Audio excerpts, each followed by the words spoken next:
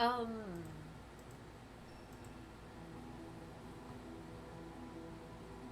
so I need to like I need to open like with this that stupid popping, clicking, whatever it's called is still going on. Actually, what might be smarter, I might have the music not playing right now. I'm gonna monitor the.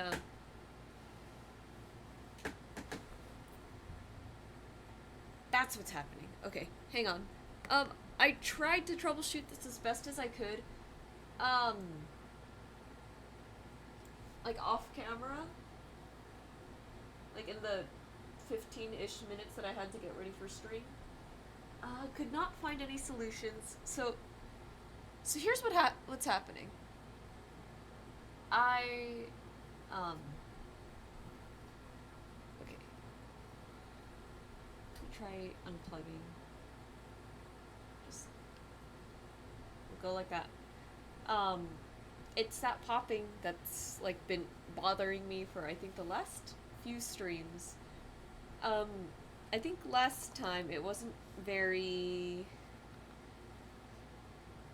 um like it came in every so often, but it wasn't very like too often. So it wasn't that bad, but in while I was waiting for stream to start, it was getting that bad. So,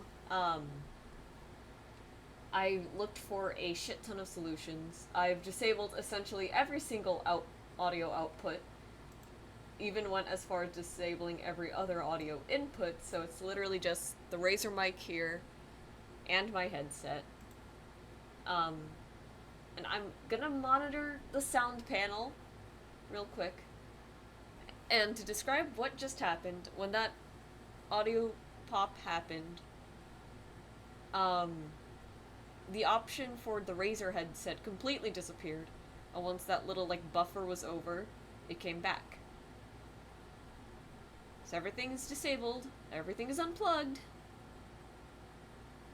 Right, so I'm just gonna monitor it for a few more minutes, and then I'll put the music back on. Um, but yeah, it's been irritating the shit out of me. Because you know what's the worst part about it? I've like looked online so many times for like answers as to why this is happening, and I swear it doesn't happen on my laptop too, because I have tested, uh, because I have tested it there before, and it's fine. Like it's fine on my laptop. Like it doesn't do this stupid thing on my laptop, so I feel like it's just something with my computer. I think. Um, yeah. Let me give it. Let me give it a little bit longer. And if we're good, we're good. Because I don't really want to sit here without music. That would just be a little awkward. But I guess just to continue on, we're drawing another Dryad, and I, of course, have plenty to talk about regarding what's it called? The vending event on Thursday. Um, because said event happened after stream, and I was, of course, I was not there to talk about it. But I'm excited. I'm excited to get to that. I will get to the planned yapping once we get people in here. Okay, so I guess I am gonna make that ear a little wide. Okay. That's a line that I like, I think. Yeah, that's cute. I wanted to do like someone twirling in a dress because I thought it'd be fun to do something with a little bit more movement.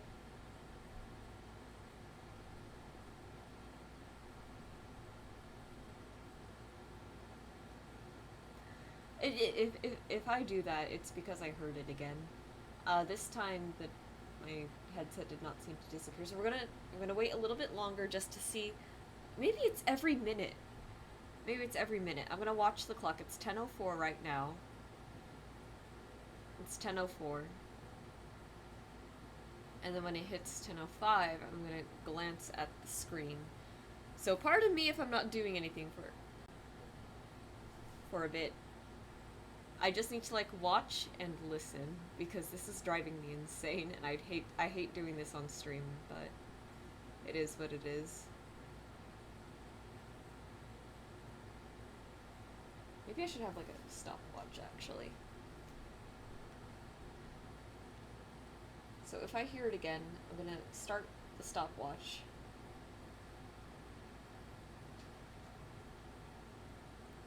So I'm going insane trying to fix this because I feel like there's like a ton of answers on.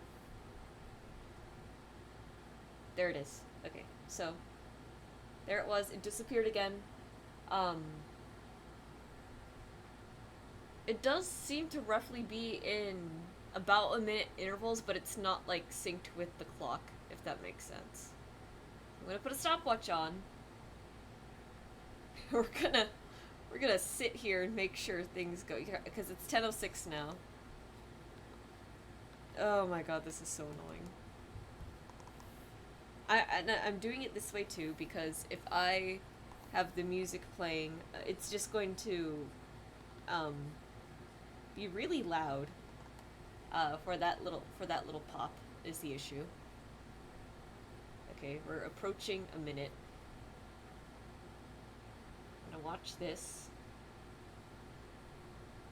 and we're gonna listen. It's a minute now. Just wait.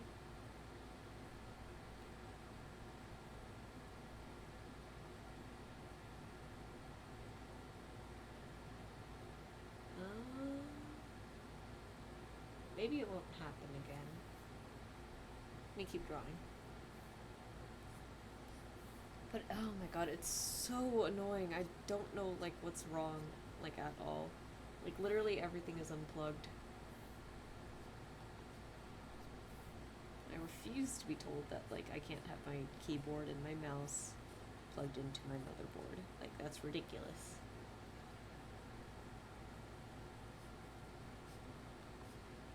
I think at this point I should just get like a different headset. I just don't want to spend the money on it.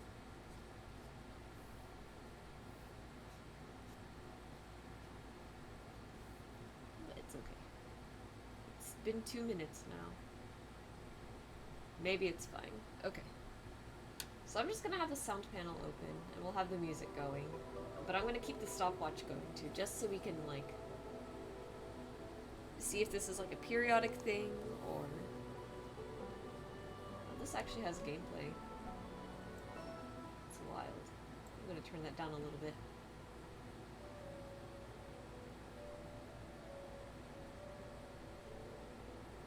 Alright. But yeah, there it is. So it happened this time 2 minutes and 41 seconds. We're gonna see how long it takes for the next one, which I'm sure is going to be incredibly fun. Okay. Yeah, it's really annoying. I don't want to have to get a new headset to like deal with this. Actually, I probably won't even need a new headset. What I'll probably honestly do is I'm just gonna get like a pair of earbuds and I'll just put those into the audio jack rather than do like the USB thing, because I'm sure that must have something to do with it, right?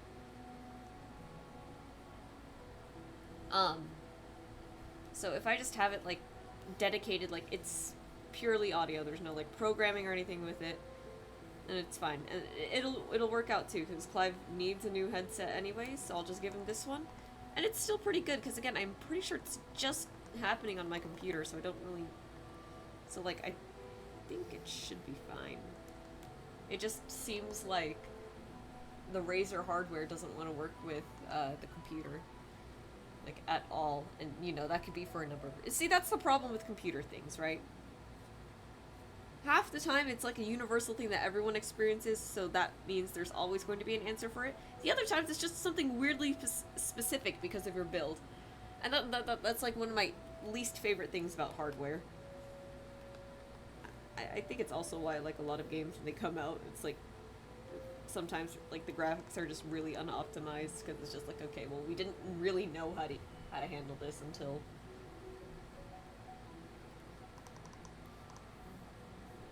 Anyways, that's just a whole thing. I'm just upset and frustrated. You know, arguably this probably could have been like a scene where like I didn't have to make it landscape, but it's like I've been doing a lot of like portrait like shaped stuff. I should do it. Like I'm gonna make it landscape. Um you know, speaking of too, I actually need to make those graphics for the store. Um I'll get more into why I'm doing like stuff like that when literally someone else is paid to do that. It's because of it. I'll get into it later, rather, like when there's people here. Um, Point being, to make it real short, real quick. Um, the event is very loud and it's very hard to talk to people, so I figured I'll just make like little flyers that like show off like the store's events, and then people can look at that and be like, oh, that looks fun.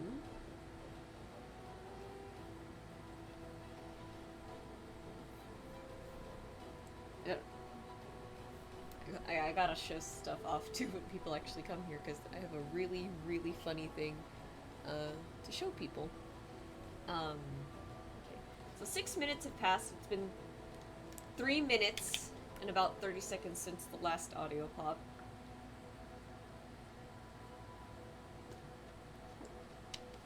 I am praying so hard that for the rest of the night the thing is fixed.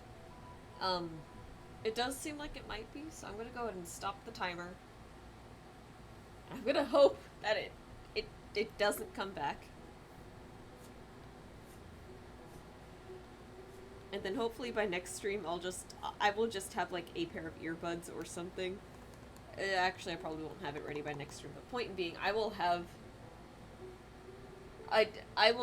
just a pair of earbuds to plug into my computer for the future, and that's just what we're gonna deal with. No more funny headset, which is fine. Okay, so literally, what do I put into the search bar? Hello, Marco. I hope. Oh boy. Something is going on with my audio. No, you don't need to apologize for yesterday at all. Really, I hope you got some rest. You didn't miss too much, it was just a little bit of terrorism. Alright, audio device disappears.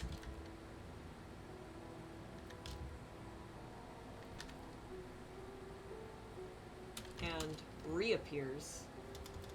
Disappears for a second, then reappears.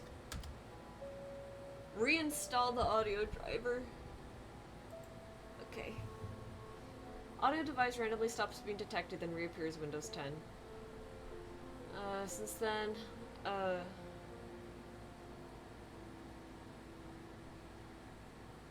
yeah.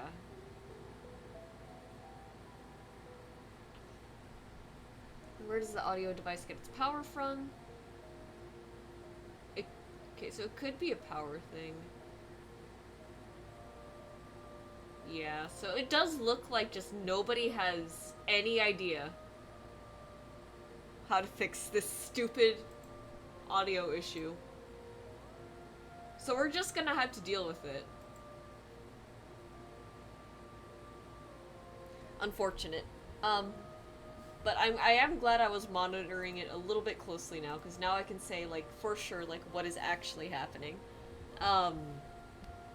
My audio device literally just disappears and reappears for a second. Because of course it does. It's okay, as long as it's not, like, a huge issue, it's fine. Like I said, I'll just order a set of, like, earbuds and we'll use that instead. Just because I know, like, at least with the earbuds, it's for sure going to use an audio jack. See, here's the thing. Here's the thing. I have tried every single thing under the goddamn sun, Marco. I have updated the drivers. The drivers are up to date. It is USB connected, and I have unplugged numerous USB things. Yeah, the USB might be faulty, but here's the thing. It works on my laptop.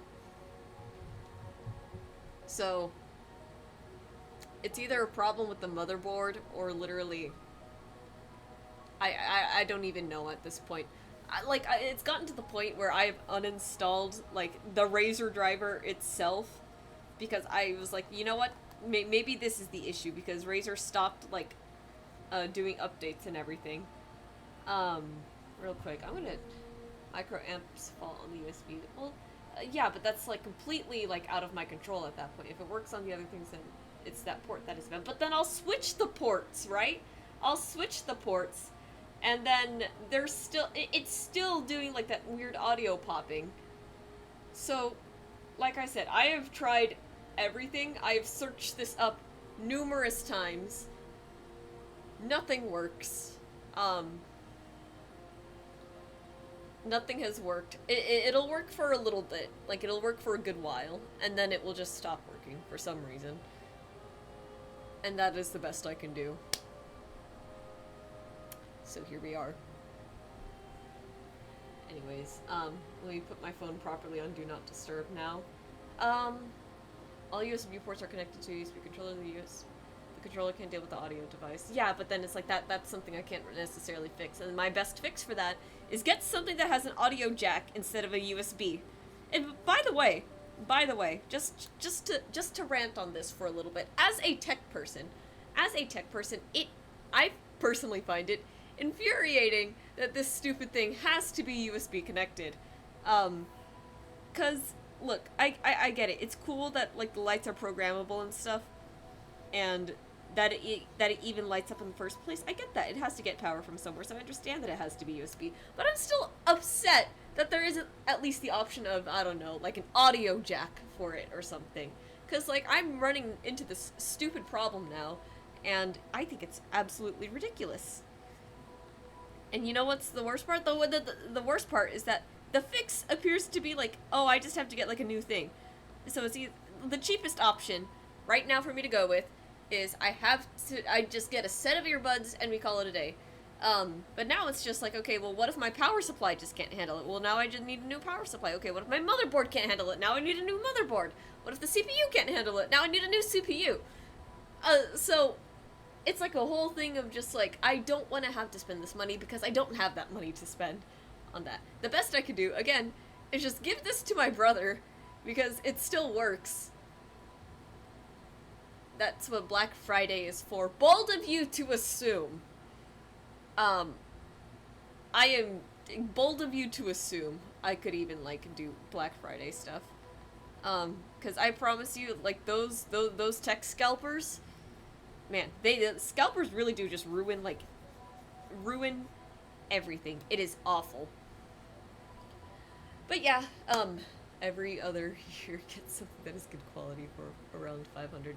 If I can save, things are just, like, so expensive right now. My dad was, like, yelling at me because my bank was like, how do you not have, like, 5,000 saved? And I'm like, because I have these stupid, dumb expenses that I have to keep going through. It's whatever, though. It's whatever. I just need to save a lot right now. I'm trying to keep my spending down to just, like, lunch and other necessities, like gas and everything, but it's rough.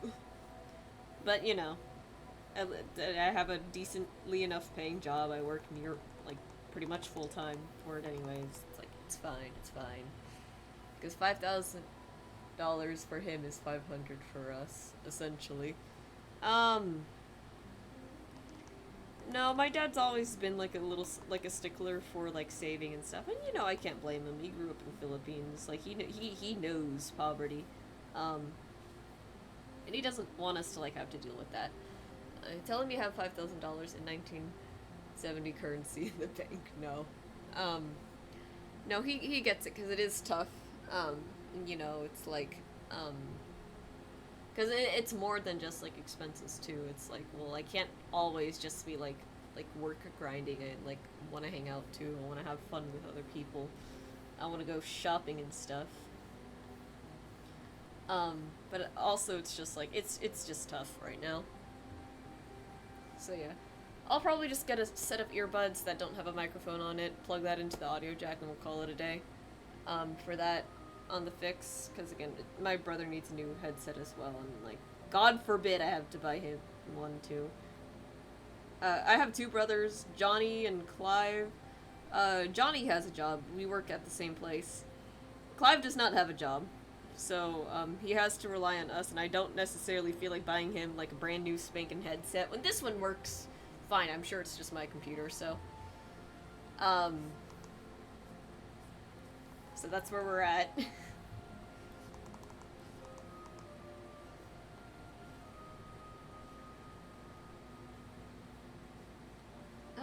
But yeah. I should talk about stuff. What has happened since last stream? You were there for the vending thing, because you and your wife harassed me at my table. You guys were very surly and rude to me. It was awful. I'm kidding, you guys were great. But, let's see. I've learned a few things since last time. Harassed, not arrested. That would be... Yeah, I'm gonna pass the phone to the wife. Lamau. But yeah, I've learned a few things, especially when it comes to, like, vending. I need to make sure I make, like, a checklist of stuff, because there was way too much going back and forth between the store. That was ridiculous. That was ridiculous. That just shouldn't have happened. The only back and forth that should have been was if Albert was coming there to, like, let me, like, have a break, right? Like, like, really, he only should have come back to be like, okay, I'm gonna take over, you can go, like, get some food or something, for, like, a 30-minute break or whatever. I'll be like, great! Something like that. It should not have been, let's go get a shelf, and then let's go get the figures, and then let's go get all of this, and then let's go get the weights, and that shouldn't have happened. We should have just had all of that ready to go. So, I was explaining to Chris, like, okay, we cannot bring, like, 30 board games to a vending table, I think. We can't be doing that anymore. It's too much. Like, it is way too much to bring. And it all but ensures that the stuff that we actually should have, is not there. It doesn't get there on the same trip. I need a drawing pad. Do you have any recommendations? Do you draw, Marco? Because I'll tell you the one that I'm using. This is the Huion Canvas Pro 13, I think. I am loving this one. So, to explain, this is the wife. Oh, hi, Jessica. Tee-hee-hee. Okay, I'll be nice to you. Yeah, so this is the Canvas Pro, it's Huion, Huion. I think I got this tablet for about 200, which is really, really, it's really good. It's really good. The only thing that I wish I got was a screen protector, because this screen is very scratched up now, but it's okay. It's not too noticeable when the display is on. I like it. It's big, so I have, like, a lot more room for, like, wrist movement, which means my brush strokes aren't super constrained, which means I'm not carpeling my tunnel as bad. It's great. And, once again, it gives you the option of either having the display on or off, so if you like having the tablet off, you just don't plug in the HDMI, cable, and then if you do want the display on, you plug in the HDMI cable. Obviously, it's USB connected, and it's great. It works really well. It's got, like, a nice little set of express keys, that you can put, like, different keybinds to. One of those keybind options also being, like, a little, like, shortcut menu here, so you can include even more keybinds. It's incredible. I've been, like, I've used this for less than a year, but to better put things into perspective, I used to draw on a Wacom tablet Intuos Pro, which was, like, just to hold this up, it was maybe, like, 2/3 the size of this, so, like, this bigger part over here. That's how big that was, but it was also, I think, the actual drawing space on there was a bit smaller too. I used that since 2018 and used it all the way up to about 2024. And when I would draw on that one, it was like my movements were like super like tiny like that, and that was not good for my wrist. This one I'm able to do like bigger, more longer and controlled brush strokes, so it's a lot nicer. And I don't see myself switching from this one anytime soon, because between using the Wacom and between using the Huion, I did use like maybe one or two like other brand tablets. I think there was like an XP or something that was there, like somewhere in there. I used that for maybe like a week, and then it like decided to break on me, and I was like, okay, I'm just gonna splurge on a nice tablet, because clearly these cheap ones just aren't it. So I'm very happy with this, but if you are looking for something, I guess, like if you don't draw on a computer, for example, some people prefer like different applications. You can always get an iPad and Procreate. That's like every artist's like go-to these days. Someone was making fun of me last stream on Thursday, because it's like, haha, you like free applications, and I'm like, dog, Medibang is so good. But yeah, if you want to pay for Procreate, if you want to pay for the iPad, also pretty good. It's just not for me, because I'm very used to Medibang, and I really like drawing on a computer over the iPad, but I do still use the iPad to start my sketches. So a lot of my sketches, or a lot of my art actually, when it's in the sketching process, it's on Procreate, and then I just send a PSD file over to Medibang, and then I save it as a Medibang file. That's how I've been doing like all of my stuff. Just full on like, yeah. Free is like free though. Clearly they have never been broke or lazy. Yes, thank you, Ash Prater. First time chat. Lovely to see you here. I was like pissed reading that, because it's like, okay, Krita is free, Medibang is free, both of which are incredible software, and also plenty of times it's not the software, it's the artist. I will say sometimes it is the software though. Paint Tool Sai, I think, is $80, and I did try the free trial version. The free trial version did not impress me, and I was really disappointed, because an artist that I had really looked up to at the time recommended it to me, because she said, like, oh yeah, I use this for, like, all of my professional work, and I was like, oh, okay, maybe it's time that I graduate to a more professional software, and I tried it out, and I was just like, Prater, like, later, but it's fine, you can say Ash. Alrighty. Yeah, was not terribly impressed with Paint Tool Sai. I didn't like the brushes that it came with, and in my opinion, if you're telling me that I gotta spend $80 for software, and then, like, let's say I get the software and it still doesn't come with any more brushes.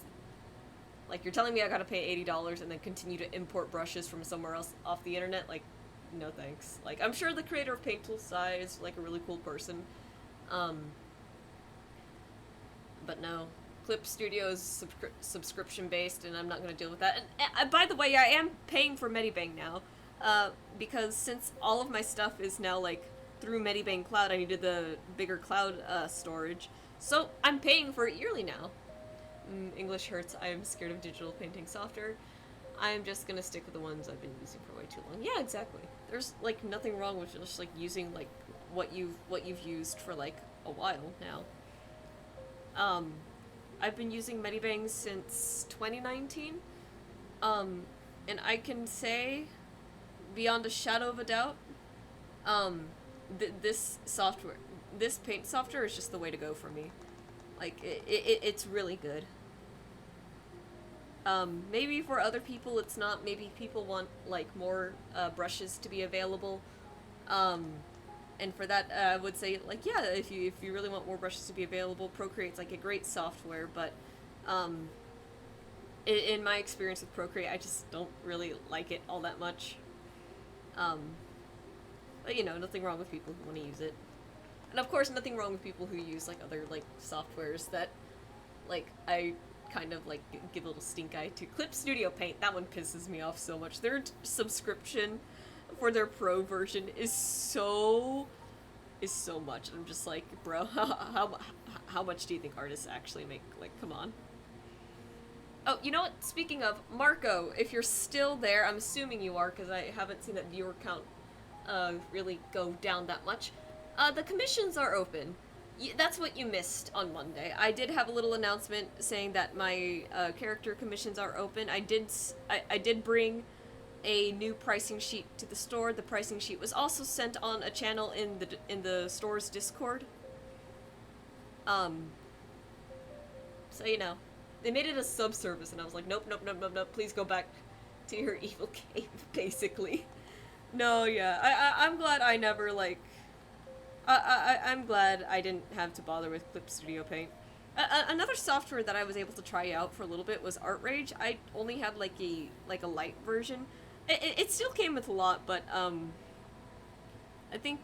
feel like maybe if I go back to it now, I'd find an easier time using it, but, I don't have a lot of, like, good memories of being able to make, like, strong artwork there. I think it was still very much, like, yeah.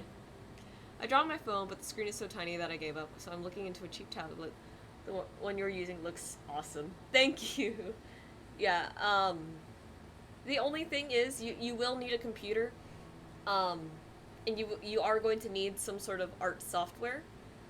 The nice thing actually about the Wacom Intuos P, whatever it was called, the nice thing about that one was that it actually came with drawing software. That's why I was able to use Artrage in, like, a sort of, like, light version rather than having, like, a regular demo. Like, the light came with, like, a little bit more than the demo version of Artrage, I think. And it was a good starter tablet. The only thing with the drawing tablet is that if that one doesn't have a display, it is a little bit small, and there is going to be a learning curve anytime that you're, like, drawing on a computer with a tablet, because especially if it doesn't have a display, you're gonna have to get used to, like, looking at the screen and not looking at where your hand is. Like, I can still do it because I did it that way for so long, but it's very different. It, like, honestly, it was to the point where, like, when I tried Procreate for the first time, I was like, my hand is blocking too much of the screen. My brother was just like, what? But yeah. That is the art tablet thing. Once again, commissions are open at the game store, Marco, if you do want to have your characters drawn. Yesterday's one-shot was hilarious, actually. I had my players go to a little place called VentureCon. I never got a screenless tablet, mouse, or screen tablet for me. Yeah, exactly. I think a lot of people prefer screen tablets at this point, especially with how popular Procreate is. You know, if you don't have a computer, but you still, like, kind of want that luxury of being able to, like, kind of, like, have it like a pad and paper kind of thing. Screen is definitely the way to go. It's just, I think at the time I didn't know too much about it, and I just took, like, a recommendation from my friend, like a Wacom tablet, and I was like, okay, sure, I'll get a Wacom tablet.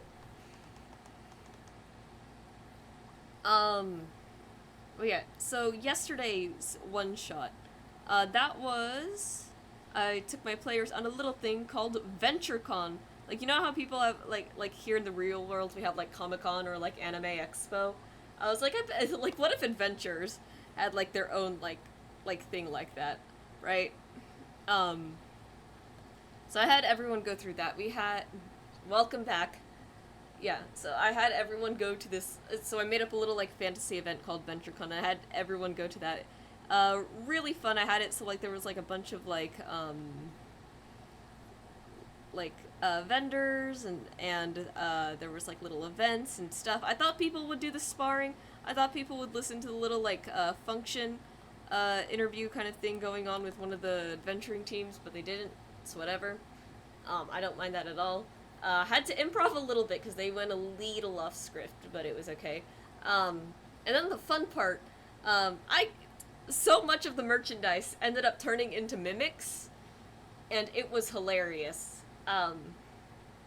So like you think, oh, like, well, it's a bunch of adventurers, so they're just gonna like get the mimics because they're like relatively low level. Well, that was until the terrorists announced like, oh yeah, we have hostages, and if you guys move, we also have bombs under the stage, and it was like, just like, okay, okay.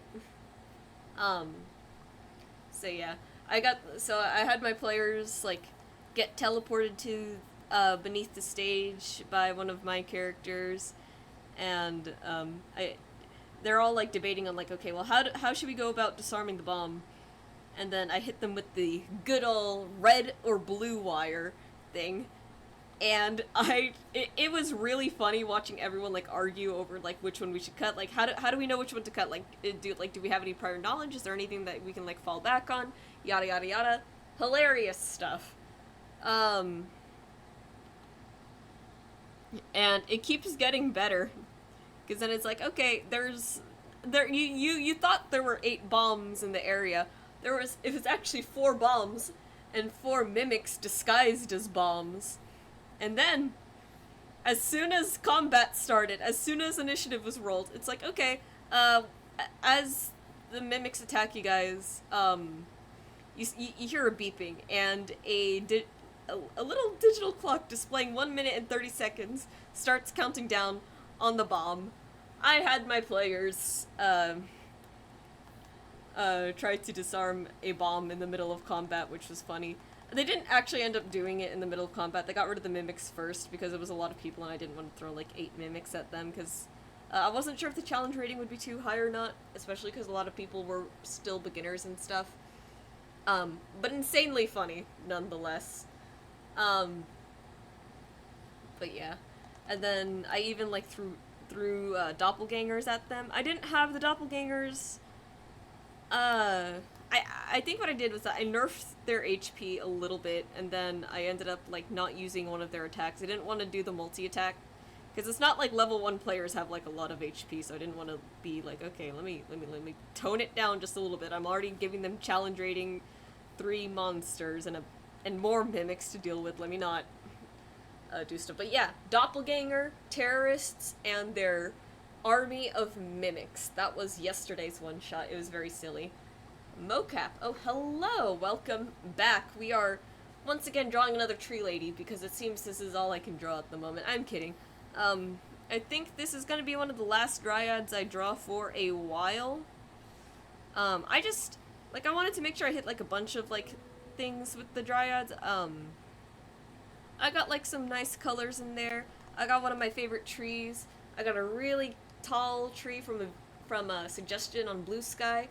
And now, to cap it off, I'm gonna go with the best aesthetic, the autumnal season. And what better tree to do that with than with the classic red maple? Because that is, if you search up a maple tree on Google, that is the only color of maple tree you get. I'm mildly sure they're supposed to be like green in the summer, but every time I've looked up like maple tree, it's like red, orange, yellow, and I'm like, okay. Oh, also, I just looked at my desk and remembered. So we were at Target yesterday, me and my brothers, and as we're walking around, somebody just left an entire pile of magic cards just scattered on the floor. I don't know how much these are worth. I haven't price checked them yet, but I guess to show off the pull, we got a little art card featuring what's his name? Cloud Strife.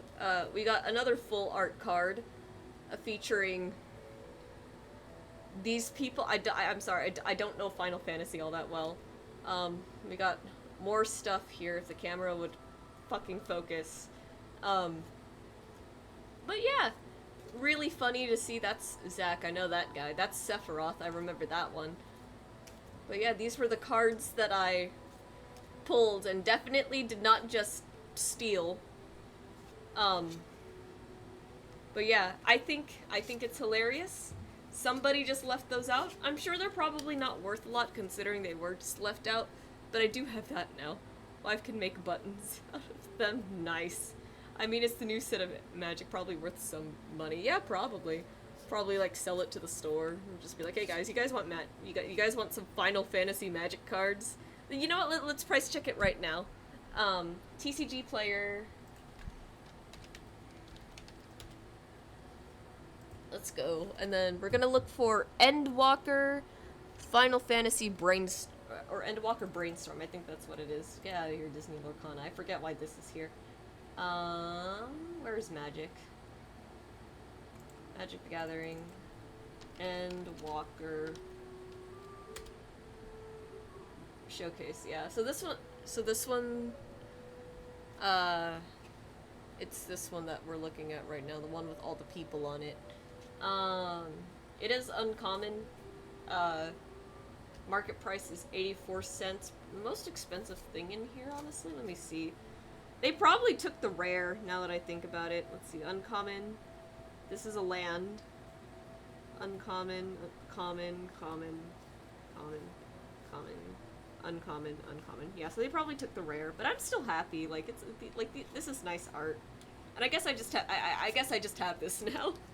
I am pretty happy with, like, the, Cloud Strife illustration card. That one's cool. So yeah. I think it's hilarious that they just left that there, but you know what, I'll take it. I'll take it. It's nice.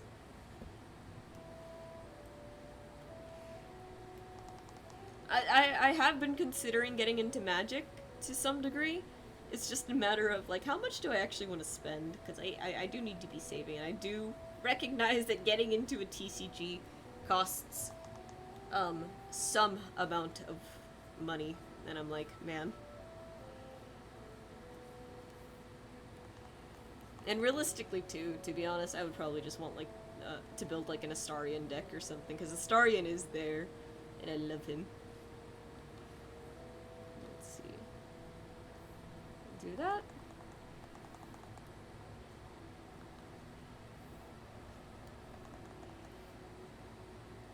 Anyways, what else is there to talk about? Let's see. Vending stuff. What funny vending stories have I to tell? I know you were there, I know you were there, Marco, but, you would not believe just, like, the way kids were just, like, screeching and screaming for the Labubus we had on display. It was actually kind of insane and very, very annoying. Look, I get it. Labubu's, like, a trend right now, so I get that they're very, like, popular and everything. I don't see the appeal. I'm not gonna lie. Everyone that I've asked thinks that they're ugly. My mom thinks they're ugly. My friend thinks they're ugly. Johnny's just, like, it's just whatever. It's like whatever's trending right now. Like, he's, like, completely indifferent to it. I think they're actually, like, ugly. Like, and I think the worst part about it is that they're, like, blind box, too. And they're like that, so not only is it just, like, ugly, but it's also, like, you're gambling for something that is, like, not appealing. We could hear the screeches. Yeah, it was so loud. There's this one girl. She brought her mom and her grandma back. Let's go gambling, basically. She kept bringing her mom and her grandma to the booth, just like, I want this one, and I want this one, but I want this one more, but also I have these already, but they're different for, like, each thing, and, like, you could just see, like, the looks on their faces, just like, I want to leave. Like, this girl needs to be quiet. This girl needs to hear the words no. Like, look, here's my thing with, like, blind boxes, right? I think blind boxes are only interesting if the thing inside, if the different sets that you get are very, like, distinct and different from each other, right?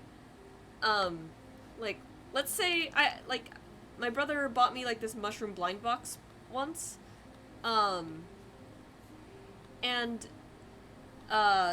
see, the nice thing about that one, every single mushroom was a different species of mushroom, and it had, like, a little, like, diorama to go with it. Maybe it had, like, a little cute animal.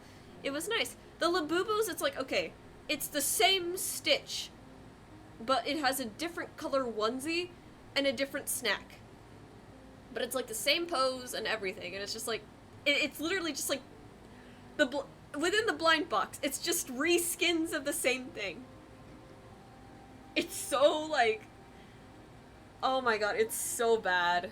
Like I want you to imagine like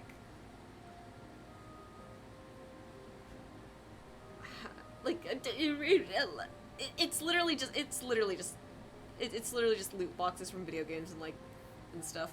Blind boxes are loot boxes. Yeah, they are, but what I mean more specifically is like it's the fact that it's once again, it's specifically the fact that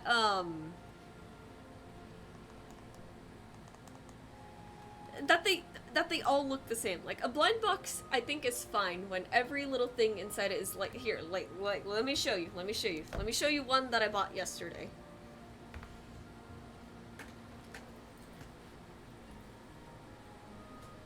Wherever I did put it. There's 1, 2, 3. And then I don't remember where I put the other guy. I also can't really see it because this one, yeah. Alright, so Dungeons and Dragons are also doing like their little blind box thing. They got Xanathar's thing, which is just full of dice. Dice is different because you're always just gonna like buy dice because they look shiny. Then they also have like Fizzband's Treasury of Dragons. So my blind box yesterday came with 4 miniatures that were pre-painted. 1 large crystal dragon, a draconian soldier,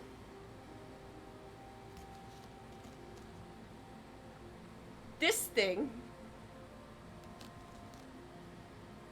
and a kobold zombie. Very hard to see. Right. Like, sorry about that. But they're all very, like, distinct and different from each other. Now I want you to imagine if, like, the blind box was just this guy, right? But maybe instead of him being green, he's purple, or he's blue, or maybe he's wielding a club instead of a funky scimitar. That's not a blind box. You've just sold me the same goddamn figure 4 times in a row. In Europe, Kinder Eggs are chocolate egg. Oh yeah, I know about Kinder Eggs. Those were the OG blind boxes, blind eggs. Yeah, but like the Kinder toys were like cool, right? And like at least they were actually toys. The Labubus, like, yeah, they're plushies, but it's like they're still just like plush keychains at the end of the day. They're not really like kids don't know a good toy these days until the kids don't know what good toys were. I'm sorry, like they do not have it good today. Toys back then were like let me think. Like one of my favorite ones that I remember growing up. I never owned it, but I would like when we go to our cousin's house, they had it. It was those magnets, the rods and the balls, and you would like connect them, and you could make like a ton of like geometrical shapes with them. That was fun. Labubu's Chinese brats. Okay, well, at least brats had like actual personality to them, and at least brats also preach diversity. Funny story actually. Mattel does not like brats at all. They're the people behind Barbie, and the thing is that when Bratz started coming out, a lot of little girls were flocking towards them because, like, they weren't just making the same blonde white woman over and over again. They were making brats of, like, different skin tones. So now it's like, oh, well, now these girls have, like, dolls that kind of look like them. Kind of. Look like is being used very generously here. But that was a cool thing. Yeah, so correction, Labubu isn't Chinese Bratz, it's Chinese Barbie. Because, like, as much as I loved Barbies growing up, I hate to say it, Barbie, but you would, I'd hate to say it, Mattel, but for a good solid number of years, you are just selling us the same blonde white woman, over and over and over again. The same thing with Apple, but, like, you know, at least with Apple it wasn't like a blind box situation. Can you imagine if, like, you bought a phone, but, like, you didn't know what phone you were gonna get until you opened the package? That would be awful. I think the first inclusion of Barbie was the deaf Barbie, then the pregnant, but oh yeah, pregnant Barbie. I forgot that was a thing. Yeah, deaf Barbie is interesting though. Um, a decent attempt, I think, but I don't exactly know how well that translates. The pregnant one, that is a little bit questionable because already I think some of the dolls where it's like, oh, children get to pretend that they're moms. They might have already been getting a little bit of flack, or maybe that's just my personal like bias against children. But the pregnancy one, I think, is taking it a little step too far, because then it's like, oh, well, how did the baby get in there? Like, they'll just start asking questions, and at what point... I guess at that point you just lie to them, or you just tell them the truth. I would lie. I would be like, oh, there's a...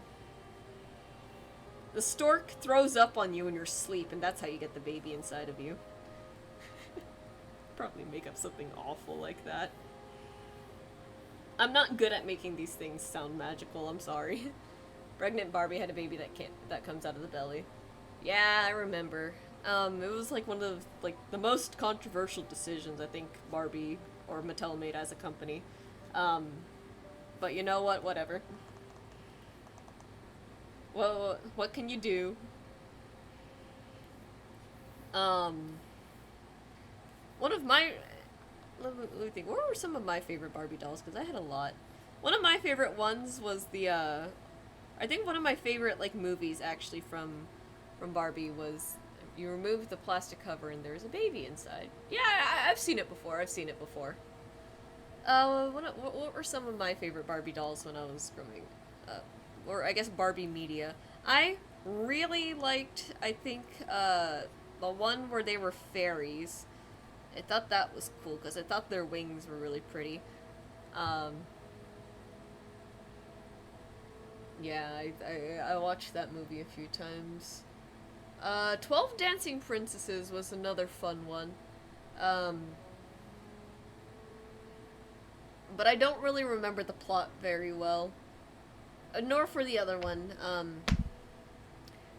I think I just remember... okay, you know, I remember 12 Dancing Princesses a little bit more.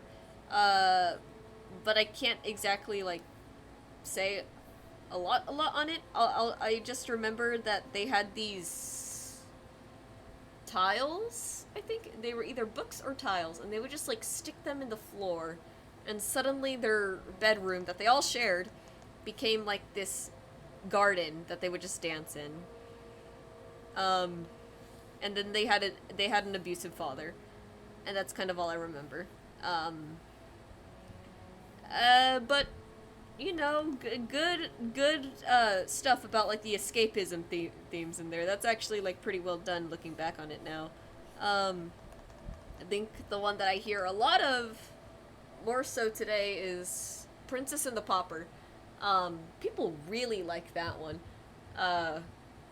And I think, like, especially today, people say, like, oh, they're so lesbian for each other, and you know what? I see it. That one was good. My dad didn't like Bratz at all. He much rather preferred that I get Barbies instead. Or Disney princesses, one of the two. And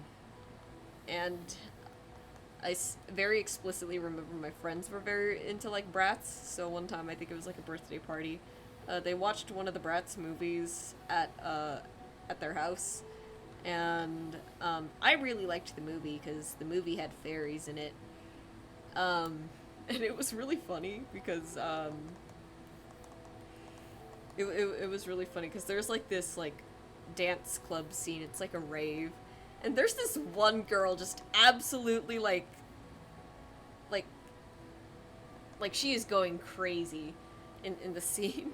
And my dad, I very much remember, I tried watching, like, the movie, by myself or something, and my dad walked in on that, and he was like, okay, no, you're not watching this anymore, you're not allowed to watch this, and I was just like, but Dad! It's, oh well. Understandable, though. I don't know why there was, like, an entire dance club in like a kids movie like that, but understandable. I can see why my dad was upset. Okay, let's see. How do I want to do the clothing wrinkles? Something like that, I think. And then I think it needs some like that, because I need to like show that it's like moving. Ah!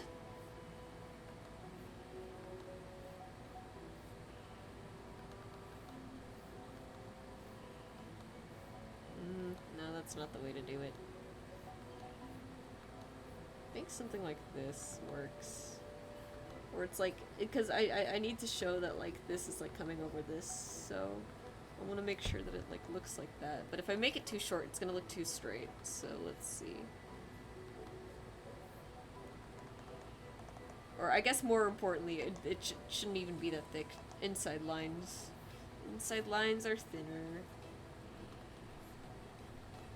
Let's just make sure we exaggerate the curve a little bit. And make them a little bit longer too, actually. Alright. I think that is more or less what I want the outlines to look like. Let's get to color! What are your opinions on She-Ra and Catra? My only exposure to that is through my cousin, and from what I remember, they're gay, so I think they're gay. I've never seen it before, so you're gonna have to like bear with me on that one. Okay, real quick, let me look at a maple tree again. I was gonna see something that I thought would be like really cute, actually. Oh my god, this one is so cool. I'm almost convinced that it's AI just because it's too saturated, but this is on like a photography thing, so it might not be. Oh, there's just some things about it that's like screaming AI, but I don't know for sure. Okay, so I think the bark is actually quite dark on this one, so I'm gonna make sure we do that. And then,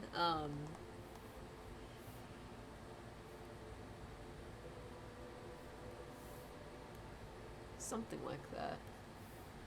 Maybe a little bit cooler. A little less saturated. I did actually look at reference for this because I need to practice more with reference, with drawing from reference, because it's like difficult. I think I did a good enough job. And this was the pose itself, right? Drawing the character here was not terrible. It was the dress that was giving me nightmares, because it's like, okay, I don't usually include a lot of clothing wrinkles, so I was like, what is going on? I might actually include like one more there. Hang on. It's like something like that. There we go. Okay. And then, yeah, it was just like so much, and it was like so hard to tell what was going on, and I'm just like, okay, I'm just going to simplify this down, and I'm just going to keep working with it until I like it. And that is effectively how I do most of my art at this point. Oh, and because I don't think you were there exactly, Marco, your wife was, I wasn't. The commissions for the store, they are open. I do have the updated sheet in there, so if you did want some art, it's there. Also, I'm surprised you didn't buy one of the snow leopard prints, because they were actually. I know you said you wanted to learn more about that character last stream you were here, but yeah, the snow leopard tabaxi, I do have prints of her, so that is indeed something. What do you think? Red eyes or yellow eyes? You know, I think I'm gonna do the hair first, actually. I'm gonna go with like a red-orange, I think. Something bright. Just kind of like somewhere in between. Yeah, I like that. It's a bit saturated. It's a bit, yeah, it is a bit saturated actually. Just bring that down a little bit. But now it looks too orange. There we go.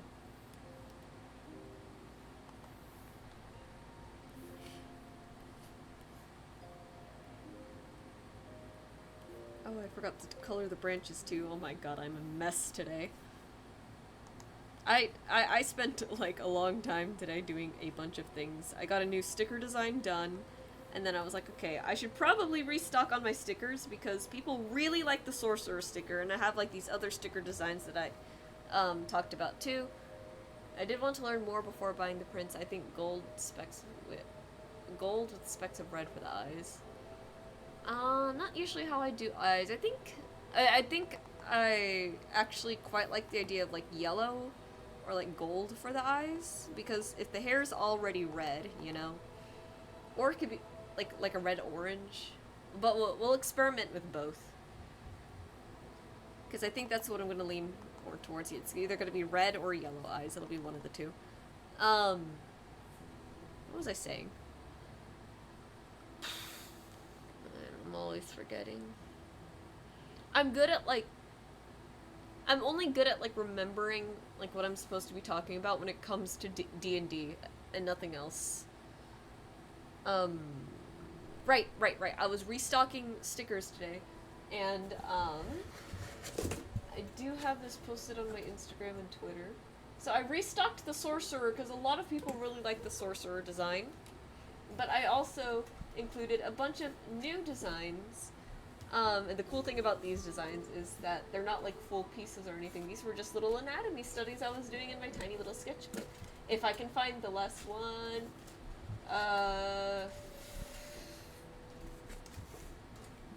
there it is, I think. Alright, so let's show off these bad boys. We have,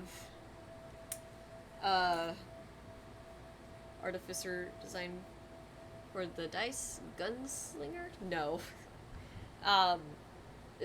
These were anatomy studies.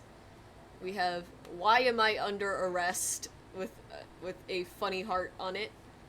I will say there's like 2 small stickers in each thing, and then 1 big one because I forgot to make a test print, and then like the sticker was like way too big, and I was just like, oops. We have. Let me not like unclip all of these. We have one of my favorites actually. Where's the tunnel? And how do I uncarpal it? It's a hand. I really liked how this hand came out. I actually added the little ink spatter digitally because I had no way of doing that on my sketchbook with the pens I was using, because they were not dip pens, and I don't think flicking the India ink onto my sketchbook is going to go very well because that paper's not actually that thick. We have this one, which I think is very silly. I just unclipped all of that, but it's okay. We have a stomach, and it just says my tummy hurts. I like this one a lot just because it's like really funny. The stomach was not that fun to draw. It's just not like a lot of textures going on. Wasn't very like visually interesting, but I think the text is very funny at the very least. Clip that back. This one's my favorite. This one's my favorite because I think the joke is really good. We have a brain, and it says mentally, I am here. I like this one a lot. Very, very silly. And I think the brain looks nice too. We have,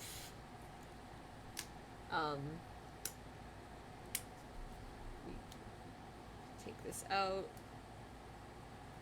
We have, what is a skeleton's favorite snack? I'll give you a hint, the answer is like right there. Ribs! Spare ribs! I think that one is very silly as well. That was actually like the first one that I made. Well, the heart, technically I drew that one first, but the heart was not going to be a sticker. I just couldn't come up with anything funny for the lungs. And then finally, we have the liver. I hardly know her! And the gallbladder is there too. I kind of wanted to add the thing. It's like, I'm here too! But it was like there was a lot of shading here, and I didn't want to like put like too much, so I thought it'd be a little distracting. But yeah, that's the new stock for the booth. There are 6 new designs, all of which come with like very, very silly words on them. Sorcerer's restocked. I have 8 of those going now, thank God, because I only had 2 of those left. Um, but yeah, very, very funny stuff, I think. I really like the brain one, the mentally I am here. Because I think everyone says that. They'll post like this very like cozy space and it's like mentally I am here. But the brain just be like mentally I am here. I think that one was funny. Um yeah. My personal favorite like thing about all of them too is just like it all looks like so like distressed, right? Like from like the in like crazy amount of like hatching and like really harsh like shading and bold lines uh to like the font itself being in like all caps. um like I just like how very like stressful all the organs seem to be, which, you know, if that doesn't describe the average human body, I don't know what does. All right, get something nice and dark for the sclera here.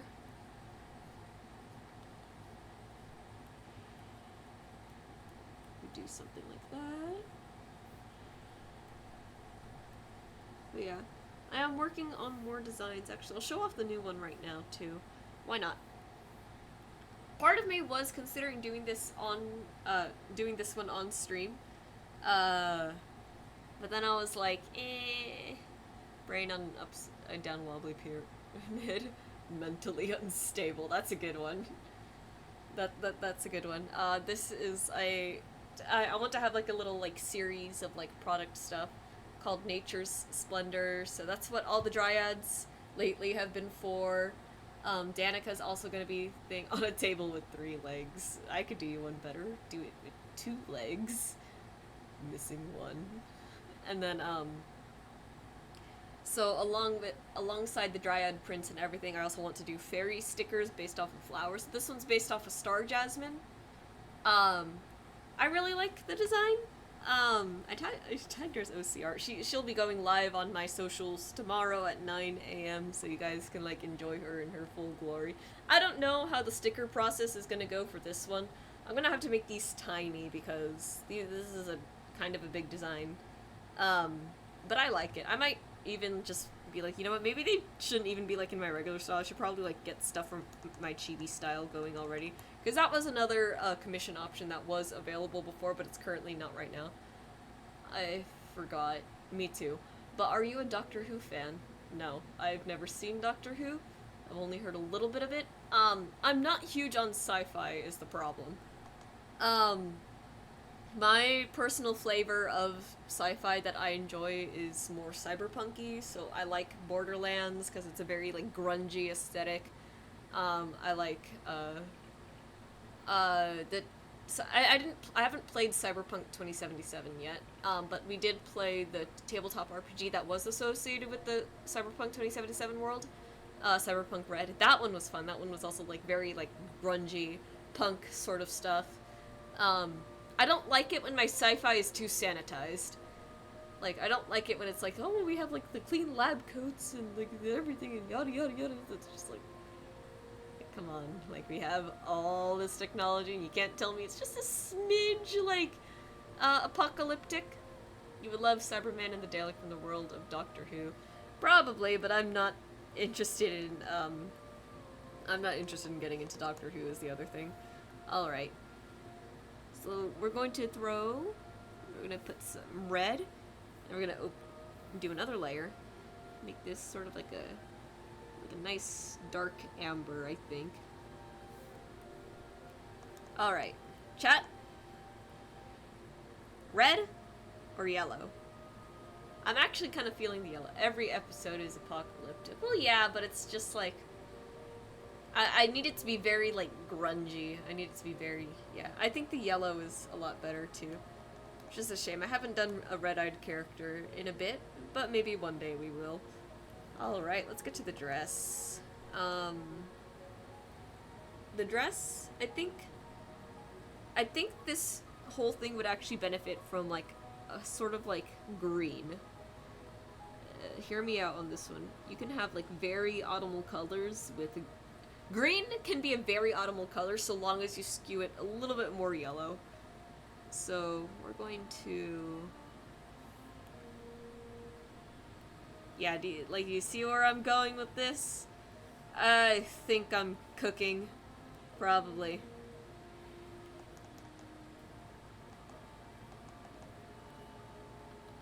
Wait, no, that part's not supposed to be that. Okay, there we go. I think that's good. I think that's a very autumnal sort of green. It is grunge and cringe. Very fringe. Wibbly wobbly timmy wimmy. Yeah. It's okay. Look, I'm just not interested in getting into, like, new media like that, honestly. It's just not really my thing. How should I put this? It takes a lot for me to want to, like, invest myself in a new thing. It doesn't happen all that often. I kind of blame the undiagnosed autism for that. So yeah, it's just, and honestly, I don't think the show would be my cup of tea anyways. Alright, and then we're gonna go darker down here. And then... that's a bit dark, actually.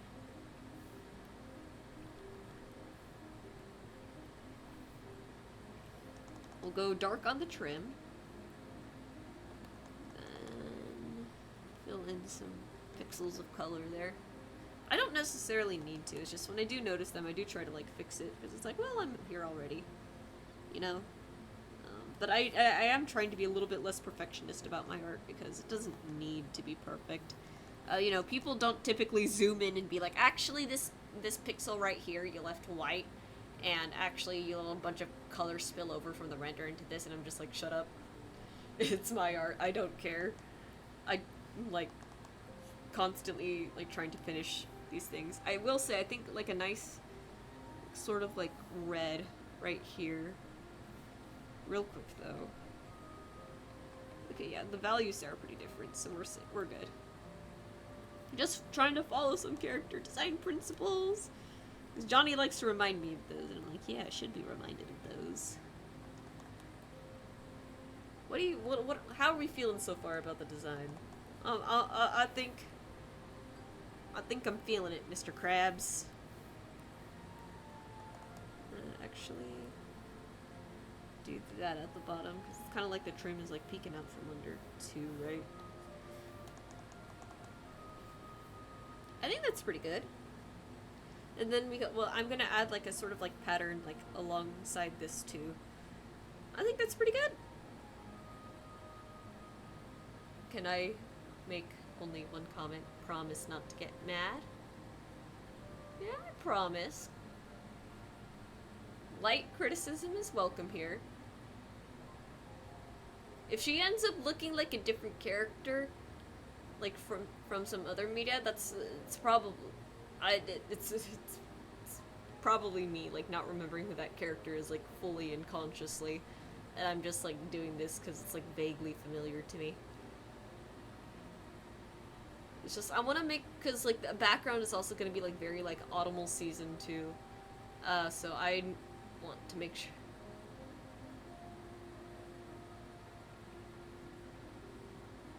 I just want to, okay, the wrinkles on the dress don't do justice to her breast. Makes her look like an Amazon with only one. I mean, it's a side profile for the body, right? So in theory, you are technically only seeing one, and the neck doesn't just, like, go that far down. So I don't think you would be seeing anything there, but I can add more clothing wrinkles, because I was kind of looking at that earlier. I don't think it should go that far, though.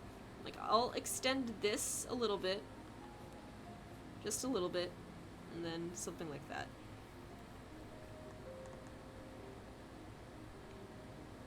Because it is supposed to be a side profile, and then she's, like, her head's just kind of like that. Needs a bit of shade or wrinkle under the right arm. Well, we're not on the shading yet. That's gonna be part of the rendering. We'll get there. I promise. It's a bit of shade or wrinkle under the right arm. Yeah, we're gonna get there, don't worry, because I have a very specific way that I do my rendering, and you'll see. Don't worry, all in due time. Anyways, let's get this all put into the foreground folder, and let's get our background going. Oh boy, I don't remember how to do this. I guess first of all, let me save and have a little bit of water, because I probably should be trying to stay hydrated better.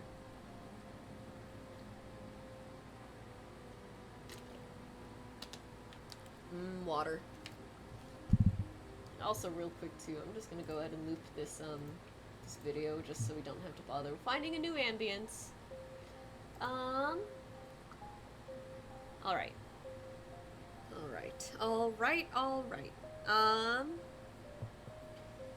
How did I do this for the over the garden wall piece? Because that's what I'm trying to remember here. Need a hydrate emote. I don't have any emote slots. I told my chat, if you guys want more emotes, you have to get hype trains, which does require subscriptions, or bits, or whatever, and I'm not asking you guys to throw money at me. That is the last thing I want for stream. I want this to just be like silly fun vibes. I will say I should probably add a hydrate redeem for the channel points, if anything. That should arguably be something that should be there. Let's see.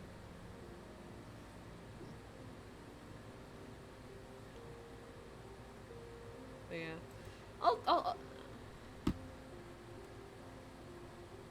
Yeah, I will add more channel point stuff when I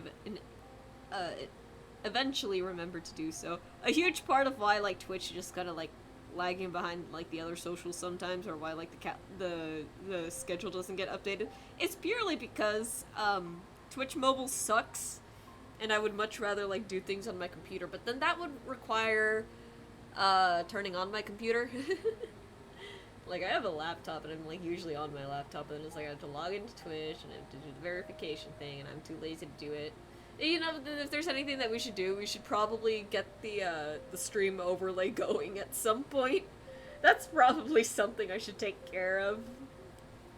But once again, I'm very forgetful. I'm hilariously forgetful when it comes to the right things. And I guess in a sense it would be the wrong things. Anyways, we're just gonna do like a bunch of trees.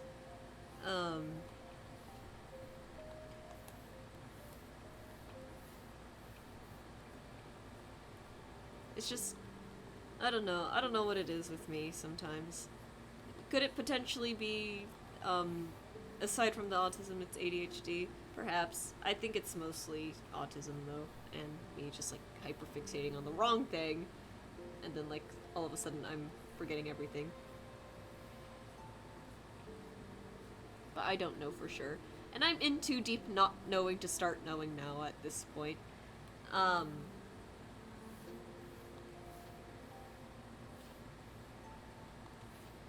So this is just gonna be like a nice little like foresty scene.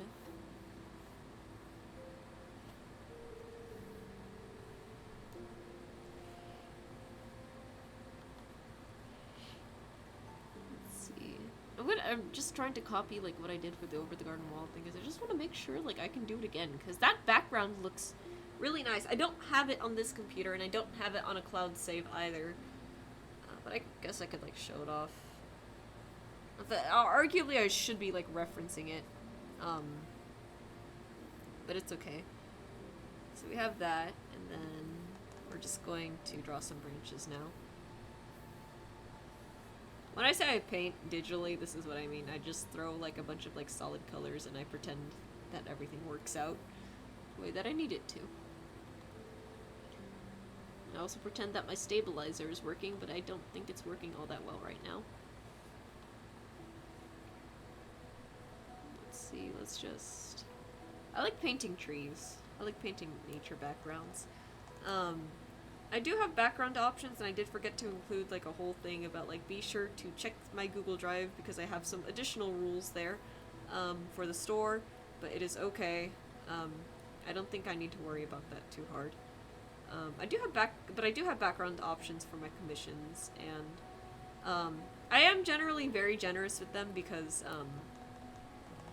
you know, backgrounds are silly, or they're very silly things. And the way that I basically do it is like the more that I have to like be like geometrically accurate with things, the more I'm gonna charge.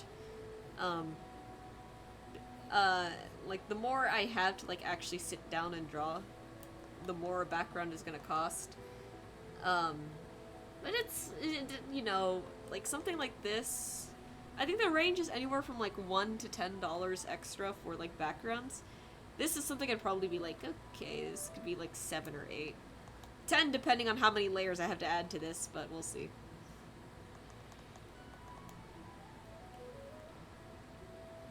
And this was the problem of adding multiple branches, I remember now.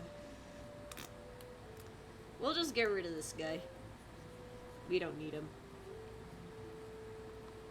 You might be saying, can't you just, I don't know, paint around it? And you'd be right, but I'm too lazy.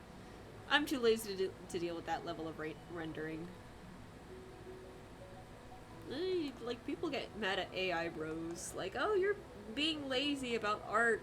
Just pick up a pencil and draw. You'd be surprised how lazy I get, too. Like, not that I would ever use AI, but I will just be like, I don't feel like having to render that in a very, very specific way to show that the branches are not connected to each other. I'm just going to completely skip drawing in that branch. That being said, I am going to raise this one just a little bit.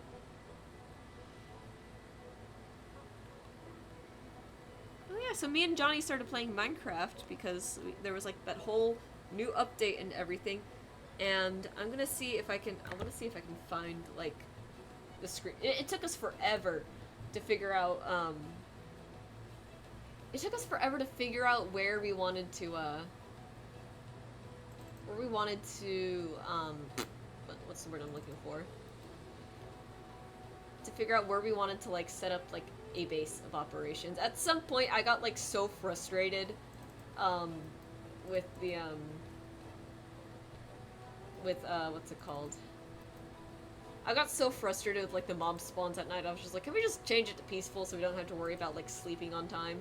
Because at this point we're still working with like basically like stone and had no armor. Let me see. How do I access my Minecraft screenshots? Let me open the launcher real quick. I need to show off like what this like spawned in area looks like. You need a new way to launch the Minecraft. I don't think there's a new way to launch the thing. I need to show it off because it's actually insanely beautiful, but I just don't know how to access the, screenshots. No.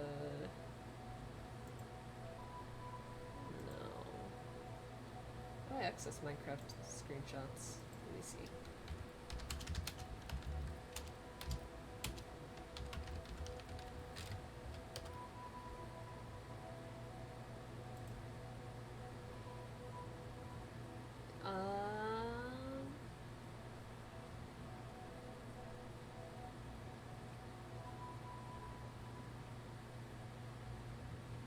See, windows are okay. Go to .minecraft. Okay, we found it. Give me 2 seconds here. Let me also close the Minecraft launcher. We don't need it. Let me not keep murdering my CPU screenshots. And oh shit, I meant for Bedrock. Unless there's a different screenshots thing, but I don't think there is. Let me try clicking again and looking very carefully. No. Okay. 1 second. I can't. I'm looking for this. Okay. How? Bedrock.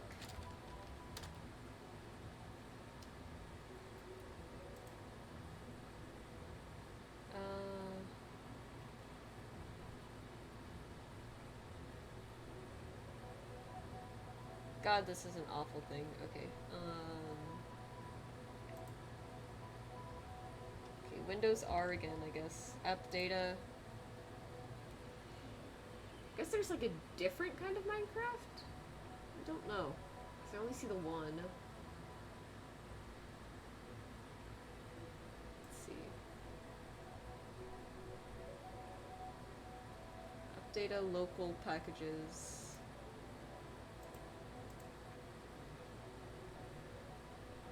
I don't see. Go to app data. There we go. Local.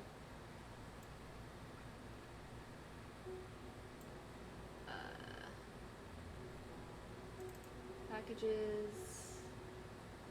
Microsoft. One of these will say, there it is. And then what's the next thing that I got? Local state. Games. There we go. There we go. There we go. And of course it's not in a tile. Hang on. There we go.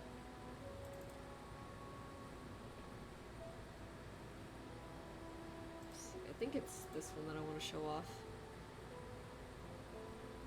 No. Not to be mean, but I did have one where my brother's character was not in there. Nope, that is a JSON. Oops. I think it was this one. Yes, here we go. How am I going to... Yeah, that works. That works. Look at this. Look at this location. We got nice... It's like a... It almost feels like a basin of sorts, right?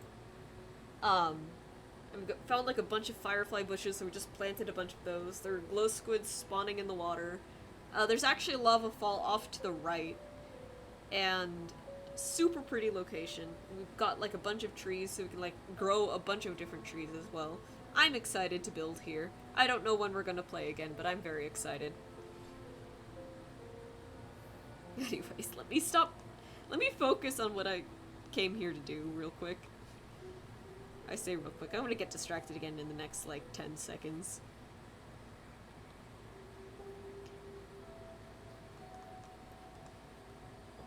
I will say the nice thing though is about doing the background like this, I don't have to worry too hard about like painting behind the character, because it's like, well, they're not gonna see it, so I'm just not gonna bother. Like I said, I'm lazy. Like, I'm not gonna give flack to AI bros being lazy, because you know what, I take a ton of shortcuts too. It's just at least I'm actually like doing something. Okay, there we go.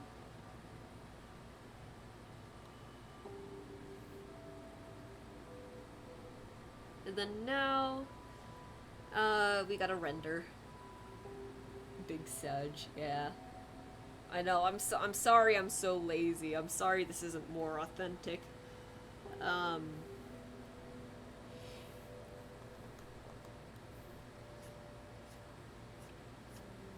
It's a whole thing. I just, like, this is how I like to paint. I would start off with the acrylic brush, but the acrylic brush is not solid, and I do need some sort of solidity there, and I don't feel like doing a bunch of, like, high pressure holding down stuff on my Huion screen. That would be mean to the device. Instead, I will at the very least, just do like very, very good painting technique. Yes, because that's what I know how to do. Well, more than likely, we'll probably end up finishing the background tonight, and then I don't know how much we'll get done today. But tomorrow, I do know I need to work on those resource flyers for vending on Thursday. But also my parents, or my dad wants to go to Newport Beach because, okay, so it was really funny. Last night, let me take it back to the very beginning of how Dos Lagos even comes up into the conversation here. So Andrea, one of the players, she plays one of the fighters, Andy, in in the one-shots, right? You've seen her, you know her. Um, Apparently she teaches painting and she actually works at an art gallery, I think in Dos Lagos. And she said if you do vending, you should do like the art walk over there because we're starting to do like we want to start doing like a monthly artist market. And I was like, oh my god, that's perfect. So she gave me the business card. I still gotta like email her my information and everything. But point being, I did like secure that, and I'm like, okay, well now I need to like figure this out. So I'm talking to Johnny about it when I get home. At the kitchen counter, I'm eating my leftover pizza, and my dad walks in. And as soon as he walks in, I think it was like we were talking about Dos Lagos. Like, yeah, the place is in Dos Lagos. Like, oh, there's like a thing that's kind of like open right now, but it closes soon. And my dad's like, Dos Lagos? I can take you to Dos Lagos right now. And it's like, what? Like, who said anything about going right now, right? And then he starts asking, like, is there anything to do at, like, Newport Beach? And we're like, oh, we're not really sure. Like, it's like, I think there's, like, markets and stuff. So he exits because he goes back out to work on his cars and everything. You know, he's a mechanic.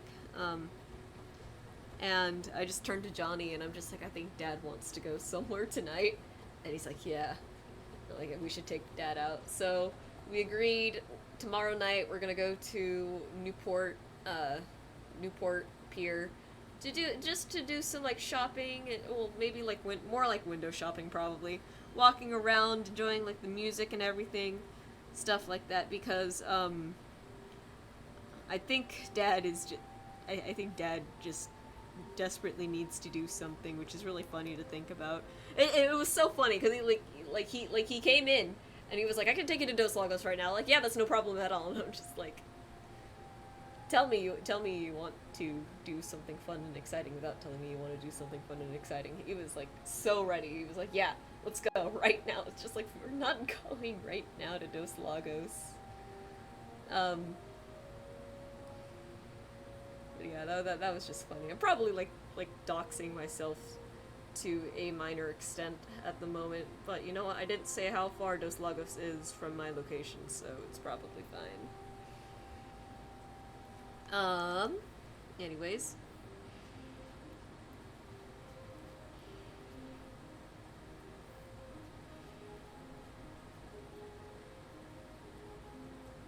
But yeah, that was just like a funny thing that happened yesterday. And I'm fairly excited too, because it's not often we get to do stuff like this, so I'm excited to check it out. We haven't been to Newport in a while. Usually I think when we go to the beach, or to the pier more specifically, it's because we're fishing, and you were worried I would dox you. I'm just saying, we gotta be a little careful online is all.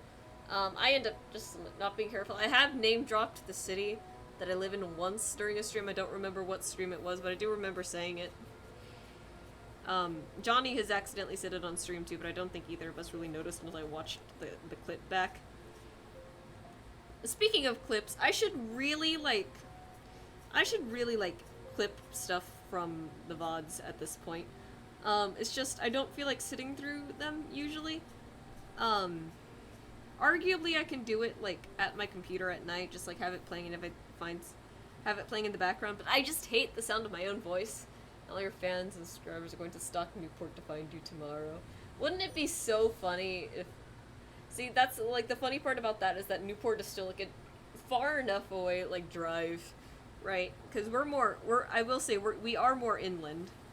We are more inland, which is why it's, like, so miserable here during the summer. But, that would be funny. Like, everyone, like, suddenly thinks, like, oh, Kerr lives in Newport. Have your mods clip it. I don't have mods. Surprise, I don't have mods. I do everything by myself. I was gonna hire Clive to do it, but, Clive... How should I put this? Doesn't seem to have, like, a lot of motivation to work. So I kind of gave up on that idea. He was also supposed to edit, like, videos and put them together for me, but he does not seem to, like, also... Like, I have to tell him to do it. It's just like, I wish you would just do it on your own, because you know you're supposed to do it. For that thing. And I was gonna... I did plan on paying him for it, and everything. But, like, he just didn't. It's okay, though. Yeah, unfortunate. I don't really think I need mods, or just not, like, a very big channel, you know? So, like, we don't get a lot of, like... I don't really get a lot of, people being like, oh, this, like, I'm gonna say some profanities here, I'm gonna say some slurs. I don't really have to do that. Even, like, on Twitter and everything, the community is very vibes and chill. It's like online. Like I've carved out a nice little niche for myself on Twitter, despite it being like one of the most atrocious platforms to exist on the planet. But yeah, it's just I don't need mods right now. I know some people argue like you need mods no matter what you do, and I'm just like, you need mods to keep you from doxing yourself? Yeah, that's what I need. I need someone to just, like, tackle me to the floor anytime I'm about to say what city I live in. Oh, actually, speaking of, I don't typically give out my email, but it is there on my website just in case somebody really needs to contact me for something. Let me read you this email I got today, right?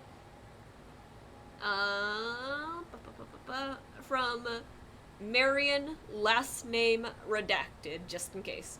Hello, P. Dovker. I recently came across your Instagram page and was really impressed by your dedication to drawing. Your passion for craft is very good, and your commission slots are always a great opportunity for others to experience your talent. Keep up the great work. 3 out of 3. We've seen profiles posting at your level see far better results. It usually just comes down to the system behind the scenes.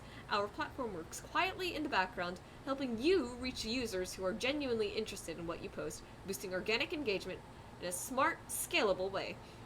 Typical results fall in the 5,000 to 10,000 follower range monthly, depending on your content and audience targeting. We are quietly offering a 3-day starter session of our platform to a few selected users, no login details needed, no setup headaches. Most profiles start seeing fresh followers and better engagement within the first few hours and keep growing on autopilot from there. Can send you the link if you'd like to give it a shot. Warm regards, Marion. Sounds like a scam marketing company, right? Because here's my thing. You can reach out to me via email if you really want to. That's fine, right?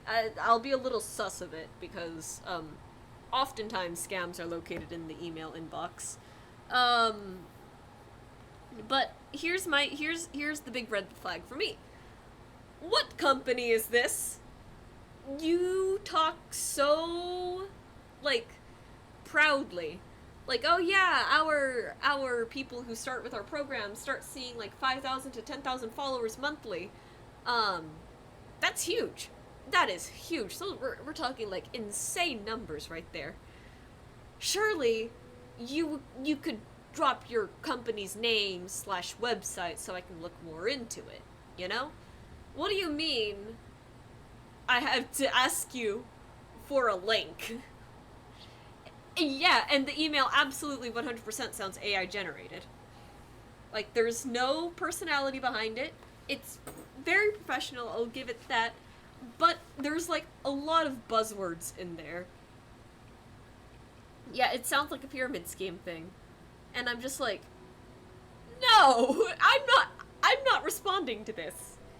Like, absolutely not. Again, my personal huge red flag, if you're so confident in what your service can provide, surely you can just give me a website. Give me somewhere that I can go on my own. You wouldn't have me ask for a link. Because the other thing, too, you can probably embed the link and then hide where that link takes you. Because if you're not careful, if you don't read your links carefully, they will just take you to something that will just steal your information. So, you know, I'm not looking to get my accounts hacked. I need this stuff, like, badly. I should probably remove my email from my website, but arguably it's a good thing to have it there. And I'm not stupid. I'm not gonna like be like, oh, well, maybe I should give it a try. It's like, okay, let me read through this a couple of times. Let me see if I can pick out any red flags. And red flags I did pick out. And also, I just don't believe that there is a company that can do that in general. Like, so much of social media just boils down to, like, luck with the algorithm. I'm, like, experiencing that right now. Algorithm has been, like, trash recently. I'm, like, having to ask people. I don't usually, like, asking people for, like, reposts on my art because I think, personally, if you... I'm assuming if, like, you repost the art, you probably think it's, like, good enough to repost. Maybe I should stop looking at it like that and just, like, ask like a normal person. But I figured, like, maybe my art's just not, like, good enough. But, people reassured me, like, no, it's just the algorithm. Just don't be afraid to ask. And I'm like, okay, I'll do it. But yeah. Just ask. I know. I just don't like asking for things from strangers. Or people on the internet.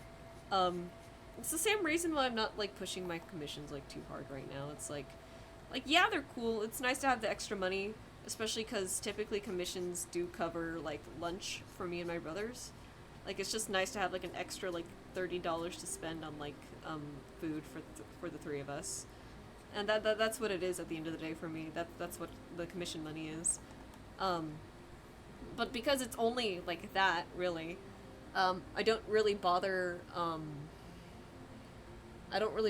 what's it called? I don't really bother pushing any further because it's not like, it's not like I'm using this to pay rent. It's not like I'm using this to pay insurance. I'm using it to pay for my stupid McDonald's food. Algorithm sucks unless it's drama or gooning. The algorithm buries it. Or furry content. Lots of furry content. Yeah, that's true. Another thing that the algorithm really likes is pity marketing. I don't like pity marketing. I don't like it when I have to, like, I don't even like it when I have to do, like, a whole drama thing. Like, I'll get to what happened in a moment.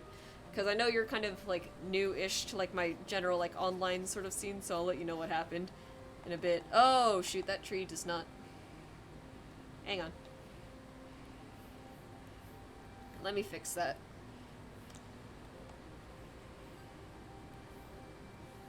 Oops. Get this real quick. But I don't like it because I think it's very, like... It's not necessarily fake engagement, but it's very temporary engagement, right?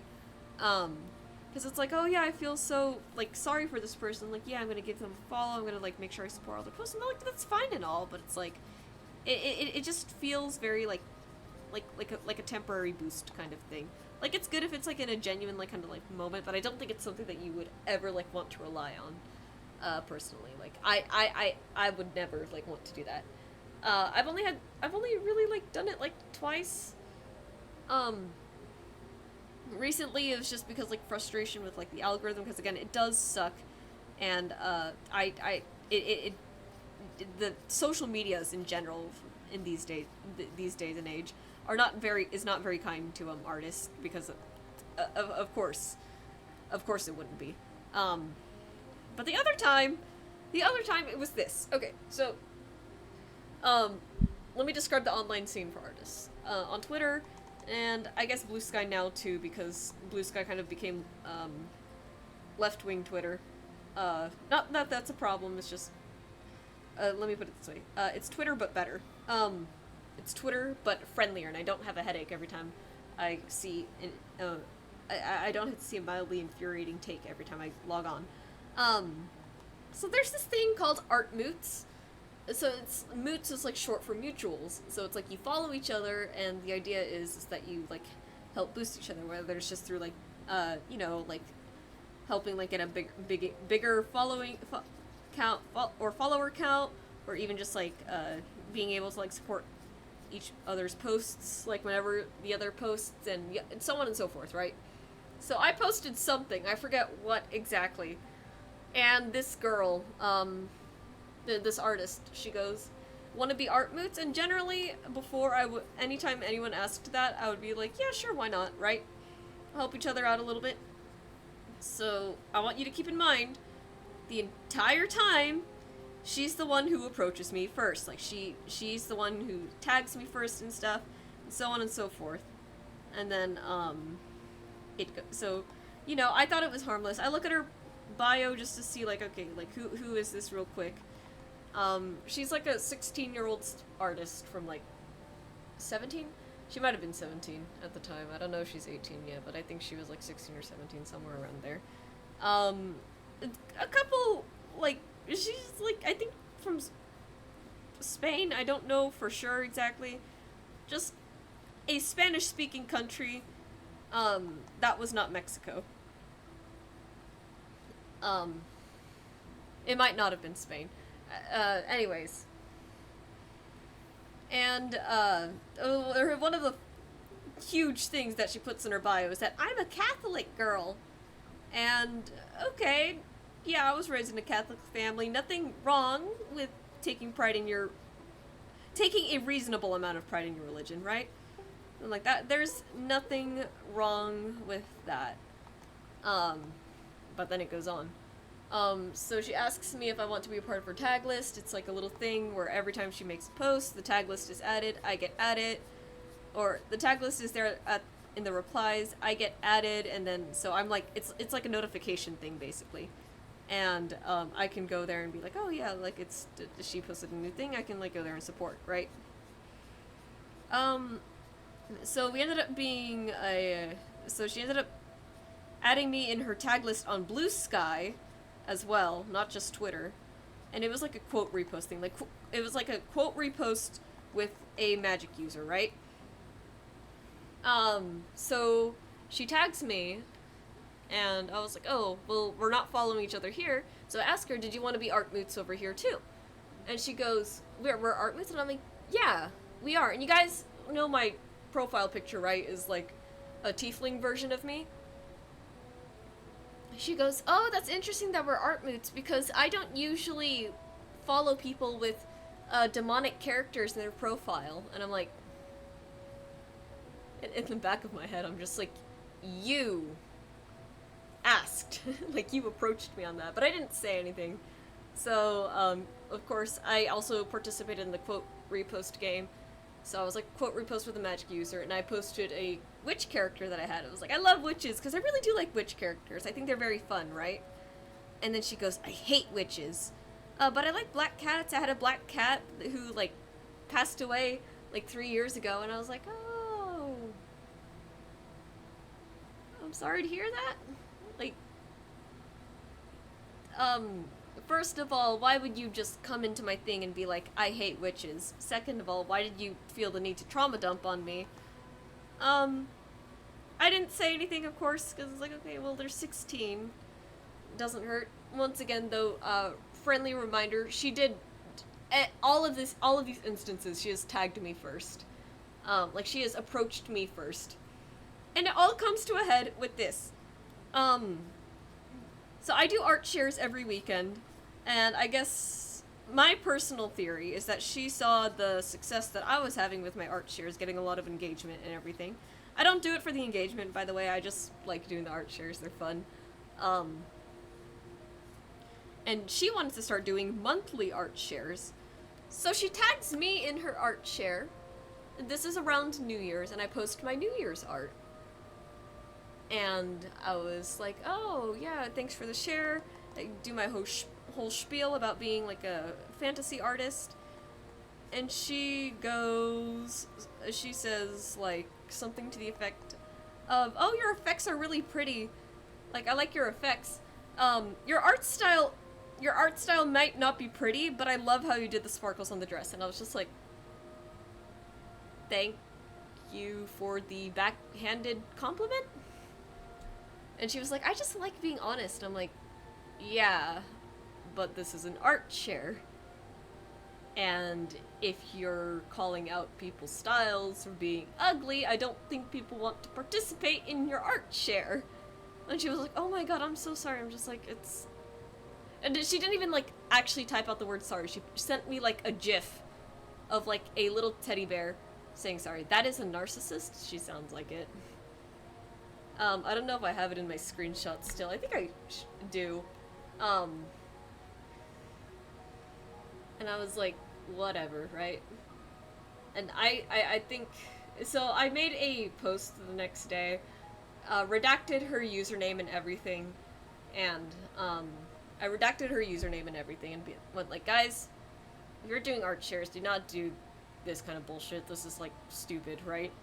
That's effectively what I said. I worded it a little bit more sincerely, more, like, generously, because it was just, like, it was just a really dumb thing that happened. I just wanted to, like, make sure everyone knows. Like, if you're gonna host an art share, don't say that someone's style isn't pretty, or don't say that it's ugly, stuff like that. Like, compliment people. It's not, it's not, I don't want criticism. I didn't ask for the criticism, you know? So many people are like, oh my god, yeah, that is, like, insanely messed up. And I'm like, thank you, it is incredibly messed up, right?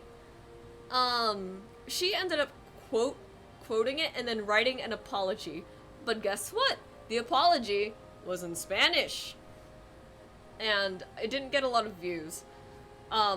So I think what it is that her main audience primarily speaks English. So rather than get, like, a lot of flack for this, and by the way, I didn't even need her to, like, come out and make that apology. Like, I censored her username for a reason, right? Like, I don't need her, like, getting a lot of, like, public flack for this, and I'm still not gonna give the username right now.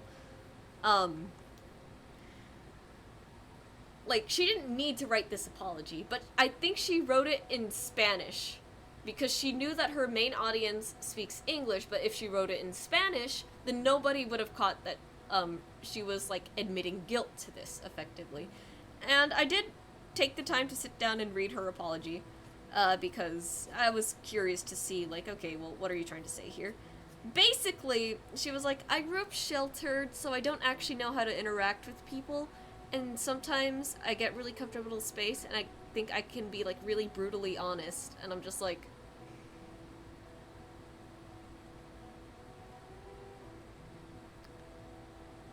You're just a shitty person, then. Because if that's you being honest, if you being honest, just being, like, saying with your full chest, oh, your art style isn't pretty, then you're just a shitty person, I think. Especially to say that on, like, a public art thread. Like, not just an art thread, an art share thread, you know, something that's supposed to be, like, very, like, positive. Very, like, okay, community, like, let's get together, let's help boost each other. Stuff like that. Even though that's kind of just not how it works, but point being. Yeah, she was deflecting a lot of the blame. She was just making up a bunch of excuses. I didn't respond to the apology, because it's just, like, this is so stupid. And, you know, like, she's a kid, it's just, like, I'm not gonna put her, like, under flack for that. She's never, like, done anything like that again. But it did, that kind of stuff does, like, get under my skin a little bit. Because it's like, I know my art style is good, but sometimes it's just like, someone will say, like, the right thing, and I'll be like, ah, shit, fuck me, maybe my art style is just kind of like dog water. Even though I know it's not, it's just, like, kind of like a, like, it lingers, right? People like to remember, like, the negative things, which is why, like, that's just kind of how it goes. Narcissistic redirection describes a set of tactics used by individuals with narcissistic traits or narcissistic personality disorder to avoid accountability and shift focus away from their own problematic behavior. Yeah, no, exactly. I'm not gonna, like, diagnose her and be like armchair psychiatrist here. But yeah, she's never done anything again, and, like, I ended up blocking her, on both Twitter and Blue Sky, because, like, God, absolutely insufferable. And it, I will say my one own little act of revenge, when I did unfollow her, I believe she was, like, 10-ish followers away from hitting, like, 500 or something like that. Like, some big follower milestone. And she was like, oh my god, we're almost there! And I was just like, I'm gonna unfollow. She just kept losing followers after that. It was hilarious. But yeah, that was a whole thing. I need to, it was really funny. I sent it, the one person who knows, like, who exactly this is, His name is Neil. I sent her account to him because he promised me he wouldn't like say anything. He wouldn't say anything to her. He wouldn't like do stuff. Johnny is also the only other person who knows who this is. And he was damn near ready to start like direct messaging her, like, don't you ever like talk to my sister like that again. I'm just like, Johnny, this is a minor. But I did send it to my friend Neil. He was like roasting her art so much, and I'm just like understandable at this point. I would never like roast somebody's artwork like that, but after having a shot fired at me, I think that was deserved. And it was in private anyways, so it's not like she ever knew about that. But yeah, that was the only other time that like just like something like really like got under my skin, and I kind of like did that. Just the whole like pity marketing thing. I don't like doing it. I hope I don't ever have to like do it like again. Even though I know I will have to do it again at some point, because, you know, bad things will just happen, and, I will just, like, insane post about it sometimes. But that was, like, that was just, like, a funny thing that happened.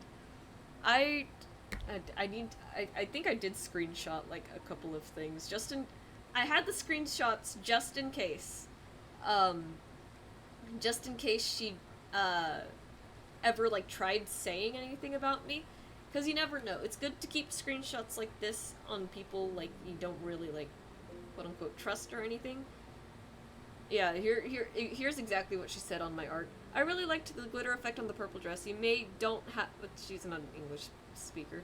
You may not have a pretty art style, but your effects are always great. Thanks. And then I took, like, a few more screenshots or something just to, like... Yeah. I can't find them right now. But yeah. It was just a whole thing. I was upset. There were some funny screenshots in here, though, just me messing around on social media. Here's my favorite one.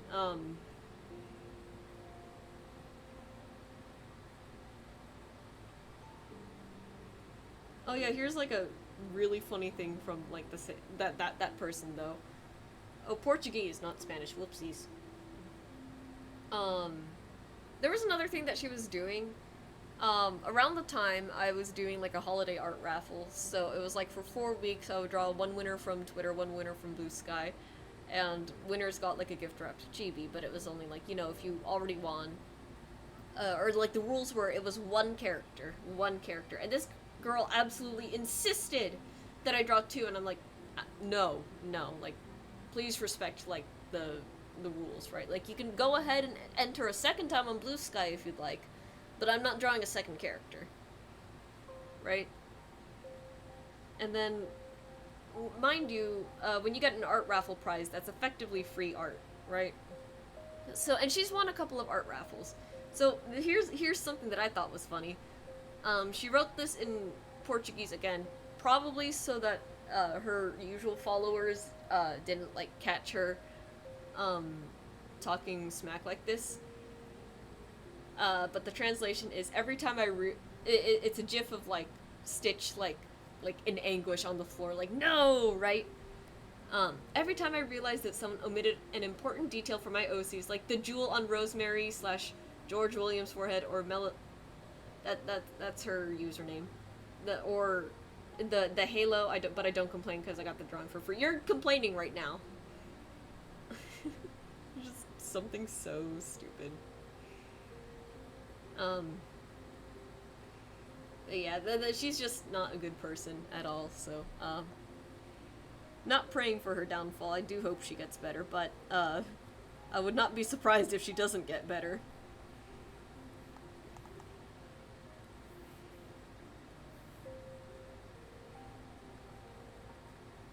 Anyways, let's see, it's 12 o'clock, we got an hour left on stream. I also need to remember to take off my contacts before I go to bed today. But yeah, I'm liking the trees so far. How are we feeling about those? I'm gonna make this very, like, red, leaves, I think. Just to, like, because here's the thing. There's gonna be a lot of, like, brown and, like, very, like, warm colors, right? So the reason why I wanted the dress to be green is because, I don't want it to blend into the background. We'll have a problem there. So I think making the dress green is a good call. There's enough contrast, but it's still very warm. It gives off very, like, autumnal vibes to the whole thing. So, just something very, like, I just think it gives, like, the right sort of, like, look to it and everything. So there we go. And we're just gonna keep doing this for the trees. We're gonna add some, like, grayer trees in the background, put some bushes, put some leaves, and then, probably some foreground bushes, too.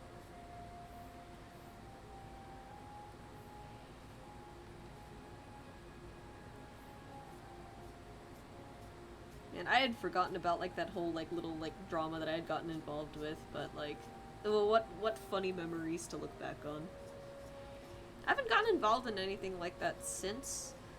I'm very well behaved on my social medias. I think, but I will say, the art community always has, like, funny drama going on, and I love it. It's very, like, funny and entertaining. One that I saw recently was with the Studio Ghibli AI art trend. Somebody was like, "Oh, AI art has no soul," and then the AI art, and it's like this really, like, poor, like, it's an all-right animation of, like, two Studio Ghibli-esque characters walking in the rain under an umbrella. But the main problem with, like, the way they were, like, animated was that they were, like, super floaty, and it's just, like, the expressions are very, like, stiff and unhuman. Still here, following. Sorry if I'm not chat spamming. Friends are there for you to vent whenever you need. Oh, no, you're good. You're good. Again, Twitch is primarily me just rambling to the void anyways, so it works out. But, it was really funny watching this guy get, like, a million, like, quote reposts, like, actual art, and it's just, like, actual good animation and everything. And this guy got so butthurt about it that he shifted his entire content from, like, just, like, general, like, having fun with posting AI to, like, I hate actual artists. Like, I can't believe you would ever pick up a pencil. He had the audacity to say something to the effect of, just because you sketch with a pencil or whatever doesn't make you an artist. Alright, what the fuck does that make me then? It's just like, just because you can pick up a pencil and draw a couple of lines doesn't make you an artist. It's like, okay, there's a little bit of merit to that argument, but I don't think typing a couple of words into a generator makes you an artist either. If I may say so myself. Like, there's not, like, a lot of creativity that goes into mashing a bunch of words together. It's when you can actually take those words and make something from it. That's when it starts to get, like, more creative. That's when you can start calling yourself a little bit more of an artist, whether it be, like, from a writing standpoint or from, like, a visual standpoint. But yeah, bro was molding. It was hilarious.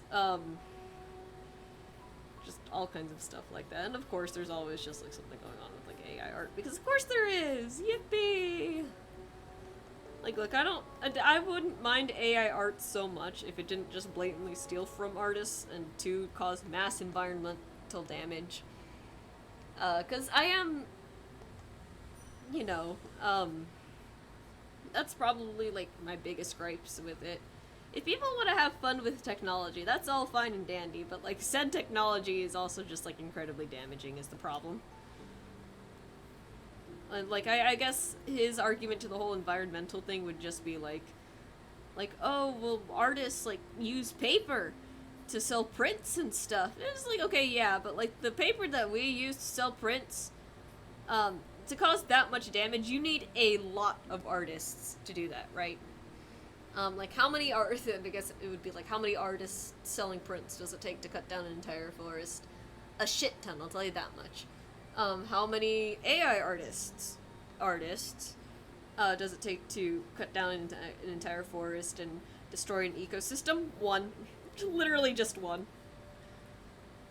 Maybe two. Maybe two if we want to be a little bit more generous. But you know. So I just don't like it. And you know what? It's fine. It's whatever. At this point. Because I think the issue is that this technology is just, it's for sure just going to be here to stay because companies are never going to want to pay, like, artists again. For the most part.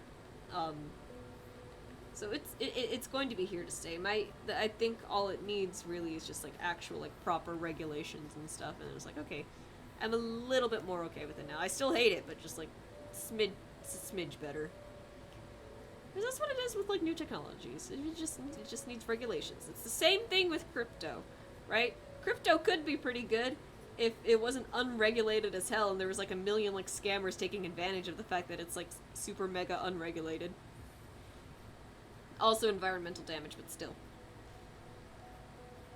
Like, again, as soon as, like, regulations actually get put in place, like, these technologies might actually be beneficial. But at the same time, it's just like, the way that things are going right now, it's not that bad. It doesn't necessarily need to be that fixed. I don't know. A whole lot of this is like, the entire reason why I don't really want to be, like, associated with, like, computer science anymore. I don't care that I have my degree. I don't care that it took me 5 years to get it. I just hate the space. As it stands, I want to live in a cabin in the woods, just apart from technology and everything. Alright. That's half our trees done.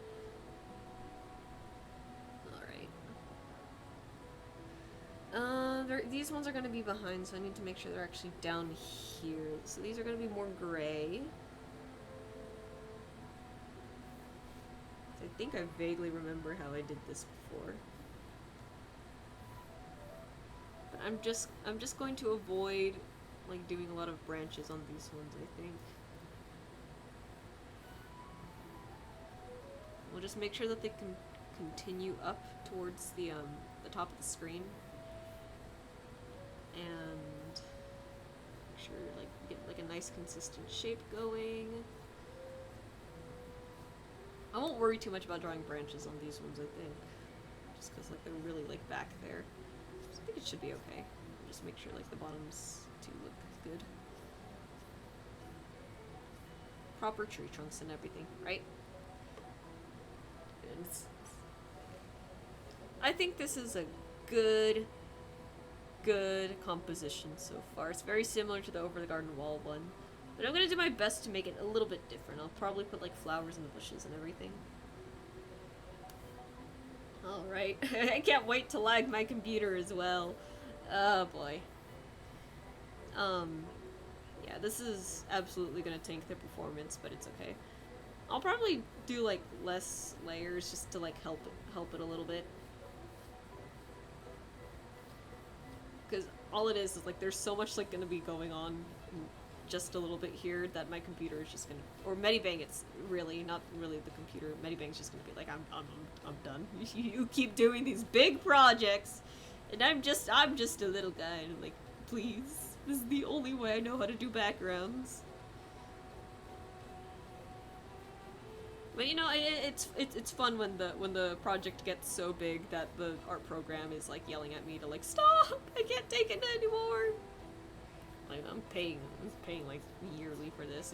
You are going to do what I need you to do, and if I need you to do the nice complex painty backgrounds, I'm going to make you do the nice complex painty back. Well, it's not really that complex. It's a very, like, simple, like, view of everything, but still.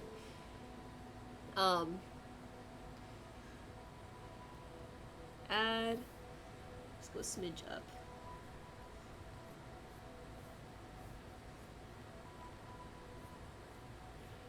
But yeah. I really do like nature backgrounds a lot. I like doing the ocean, I like doing trees, I like doing sky. I did a desert once. I don't usually do deserts, because that's not a very common, like, fantasy, like, campaign setting, I think. But I did do it once, and that one was interesting. That one was fun. Lots of different plants to try drawing out, and then what else? I've done like a snowy background before with like the crystal tiefling. I liked that one a lot. That one was fun. I like stars. Drawing like starry night skies is also like insanely fun, and I'm really good at it. What other kinds of nature backgrounds have I done? I did like underwater like lava ones, which lava one once, which was really cool. That I did that for like a mermaid. I should redraw that one just because it was good. But it is Borderlands art. How do we feel about Borderlands? I'm not looking forward to Borderlands 4. There's one thing I'm looking forward to with Borderlands 4, and it's the potential return of my blue-haired wife. I'm like, if she's back, I'm buying the game purely for her. Like she is my wife. She is my queen. She's my sapphire starlight. I understand like her and Krieg are supposed to be like a thing, but like I would love a piece of the action. I love Maya. She's so cool. I love her. We'll never play anyone else in Borderlands just for that. Okay. So now here's what I want to do. I want to add a vignette. So we're gonna go like this. Make it a bit warmer and a bit darker. Transparent foreground and then circular. Right about there is the center. And then on top of all of that, we'll have a white circle gradient going forward. Oops.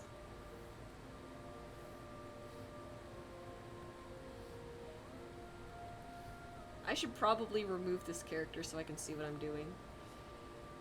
Oh no, don't look at the unrendered tree! He's like partially naked.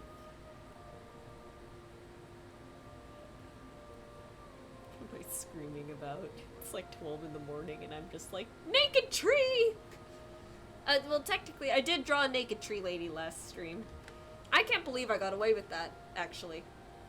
Like, I genuinely cannot believe I got away with that. Because, like, just to show it off real quick. It was,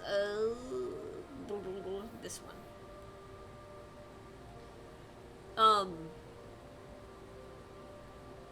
Yeah. So this one was interesting for the background, because usually the trees are, like, extending past this, but I had to draw the tops of trees. Which is not something that I usually do, and the trees were very pointy. So that was fun to learn. But the big reason why I'm opening this right now is because there is not a single piece of cloth that is on this lady because she is enormous and, God forbid, having... God save the seamstress who would have to make that clothing. So, rather than do that, I thought it'd be nice if she just didn't have clothes at all. I thought it'd be very, like, naturalistic in a sense. Now, I have a strong and sneaking suspicion that the only reason why I did not get, shot down by Twitch's automod is because, she does not have nipples. But, no, she's naked. If I drew her, like, any more, like, down, I'm sure that would have also done me in. But yeah, once again, I'm surprised that did not get, completely,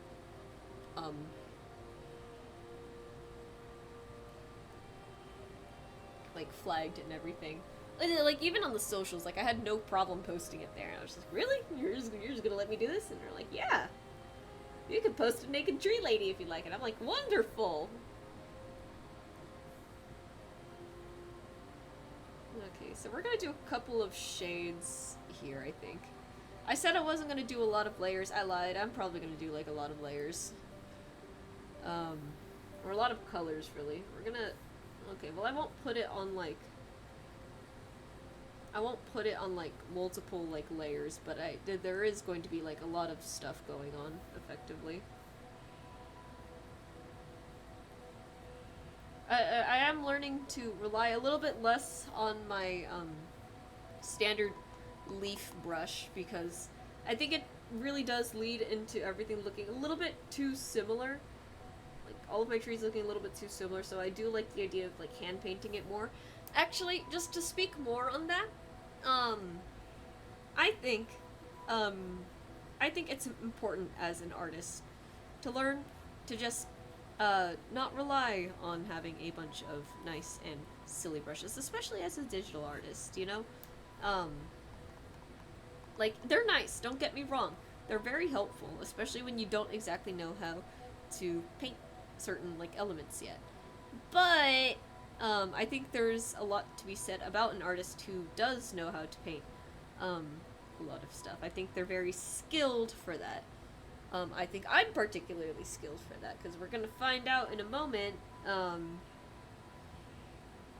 that I'm just, like, painting, like, these sort of, like, shapes here, and I'm going to... We're just going to, like, put a stabilizer on real quick, and we're just going to, like, put, like, a bunch of, like, different, like, leaves coming off. It's not going to look pretty, but we are going to experiment, and you know, I think that's fine if it doesn't work out all that well. I think if we just keep going for it, and we just keep trying it, something will turn out. And look, that's not looking half bad already from a distance, and you know, we're going to, like, Gaussian blur all of this anyways, so none of this is actually going to look that distinct by the end of it. You know? So, it's fine. You don't need, you don't need the fancy brushes.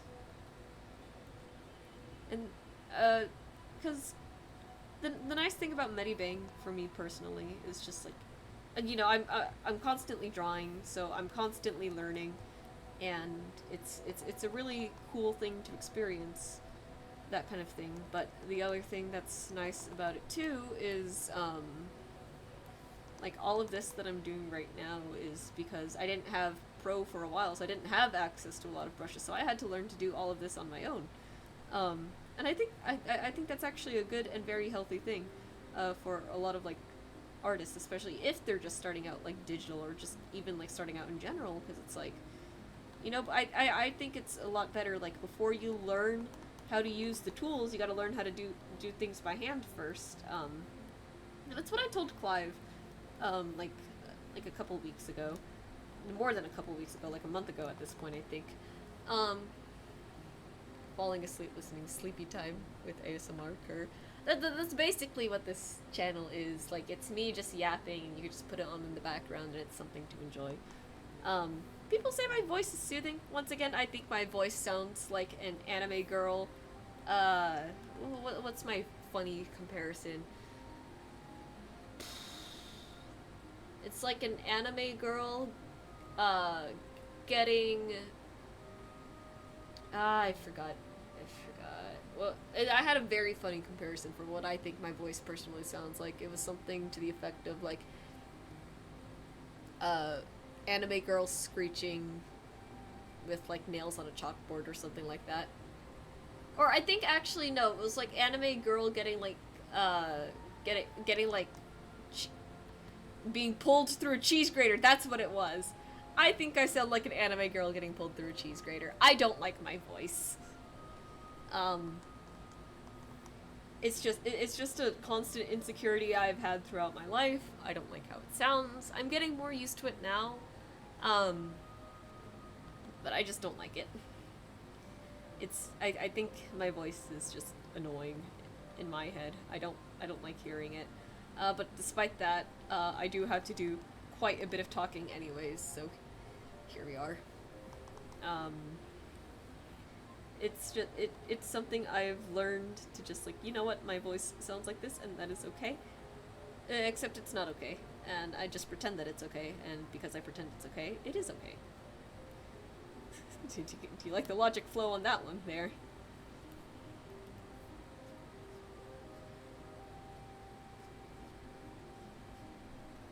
Anyways, as I was saying, I told, because Clive was, like, doing, like, a whole perspective drawing, and there was, like, a lot of, like, lines that he was using, but he was using the built-in lines for, that Procreate provides, and Medibang provides those, perspective guidelines too, because they're very useful for when you need it. Typically a lot of mine is, like, very, like, simple, like, shots like this. I don't usually need it, but, in the cases that I do, end up using it, I don't actually rely on the guidelines to help me make, like, the perspective grids. I do it by hand. And I think it's one of the reasons why I think it's important to learn how to do things by hand is because, like, you need to know what you're doing is the thing. And I understand that I make a lot of jokes here, typically, like, oh, I'm a self-taught artist, I have no idea what I'm doing. I just do things and it works. And yes, that's true to an extent. Somewhere deep, deep in my little reptile brain, it does make sense, and I do know what I'm doing. Take for example here, right now. That's a pretty damn good tree. Those are some pretty damn good leaves, and I'm gonna add some more, like, in the back as, like, sort of, like, as like, a depth thing. Like, I know what I'm doing, and I think before you use, like, automatic tools like that help you do the thing for you, you should know, like, what you're doing first. And, like, that doesn't necessarily apply to everything. I'm an artist. If I see a brush because I feel, or if I'm going to use a brush because I feel like I'm too lazy to use it, or too lazy to paint it by hand, I'll go ahead and just, like, use it, right? No problem there, right? But when it comes to, like, more technical things like perspective, I think it's much more beneficial to know exactly what you're doing first before you start getting a little silly-billy with, like, the tools and everything. Because that's just what it is.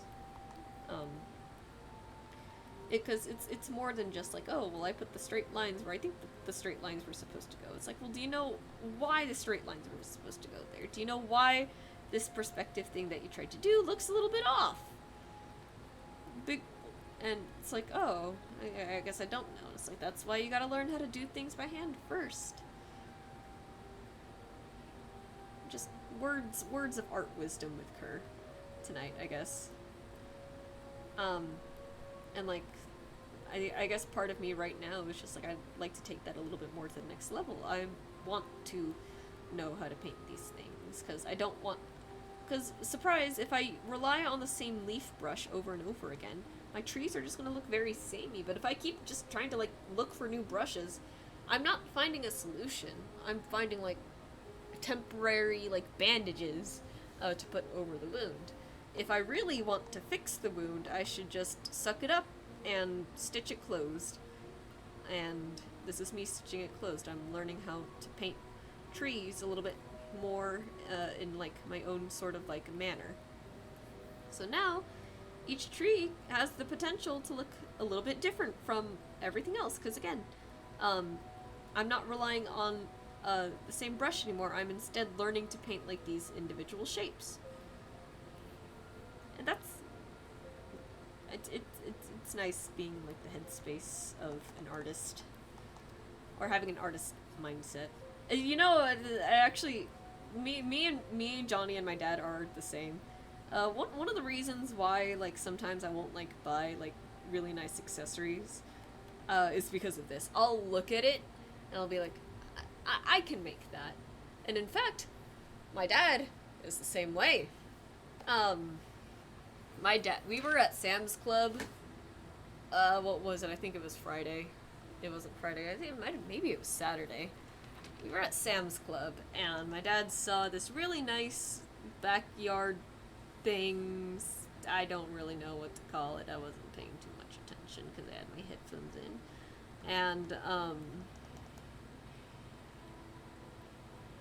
And he was like, Kai, can you take a picture of that? Like, I think I'm gonna try and build it. So rather than, you know, buy the thing from Sam's, pre-built and everything, he was just like, I think I can make that. And he told me to take a picture of it. And I did. He hasn't started yet, but I guarantee you, he has done similar things before. He actually built a shed in the backyard. Like even got into, like, the whole math of it too. Just like, wow. And he did finish it, to his credit. Like, not a bad shed, if I do say so myself. Or for me, there was a really, really cute bag that I saw at Hot Topic. And I was just like, I need this, but I don't want to spend the money on it. But when I, like, went ahead and just took, like, a closer look, I was just like, wait a minute, this is, like, so easy to do. Because all I would need is green leather paint, right? And then I could just take some extra pieces of leather and cut those into leaf shapes, paint those green, slap them on there. Like, that's insanely easy. That's, like, hilariously easy. Like, I have a good bag for it that I got from, what was it, the Leaning Tower of Pisa. I was there with my mom, like, a few years ago. I got it. It's my fancy Italian bag that I got for probably, like, $2. I love street vendors. They're so funny like that. They're, like, saying, like, oh, you gotta be careful about, like, the scams. And I'm like, I see small businesses just trying to do their best here. And you know what? I'm here for it. That bag, one of the best purchases I've ever made.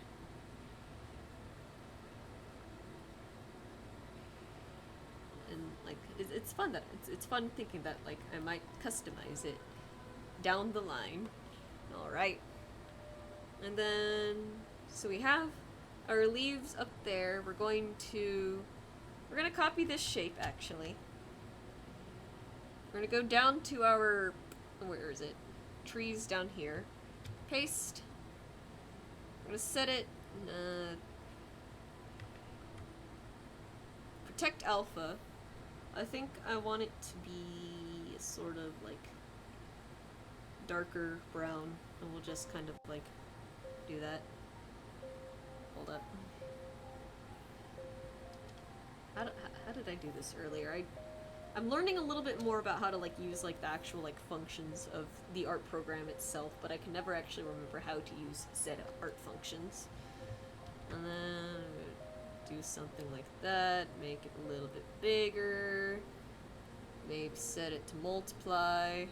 That's not what I wanted. Maybe I should make it green. Okay, protect alpha again. And then we're gonna make it like this sort of like green. Oh my god. I turned off the protect alpha. Would you look at that? No. More yellow. If I set it to multiply, that's still not gonna help me. Yeah, because it's gonna make it transparent. Yeah, so we'll just do that, and then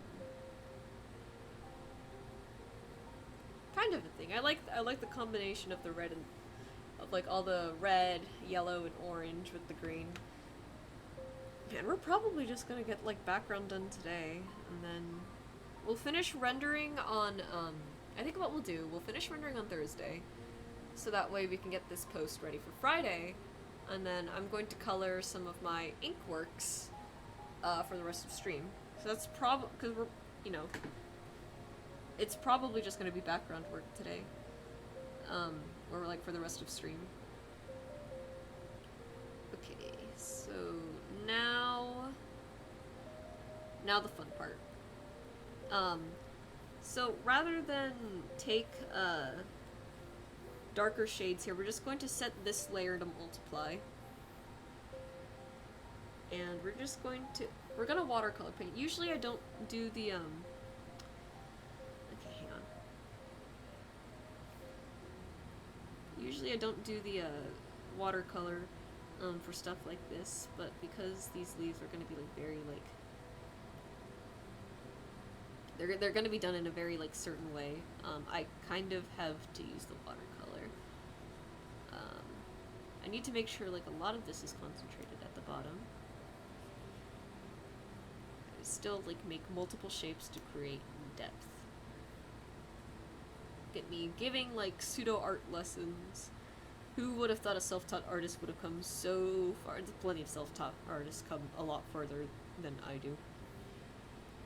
Something like that, and then do another layer, add, and then just kind of like much smaller, much smaller actually. Let's bring that down to like 100. Just gonna like do something like that. This is gonna look more cohesive when I actually like put all the blur stuff on. And it's gonna look blended and everything. Yeah. I think I am like enjoying like learning how to like paint more stuff by hand. I think a huge part of the reason why I'm learning to do like more like this now is because of the dice stickers that I made. Because like the dice stickers, like yeah, the dice has like an outline on it and everything, but all the stuff around it, I wanted to make sure that it's very. I wanted to make sure that it was very like painty. I didn't want them to have outlines, so I learned how to paint because of the dice stickers. I learned how to paint a little bit more because of them, and it just keeps going and going.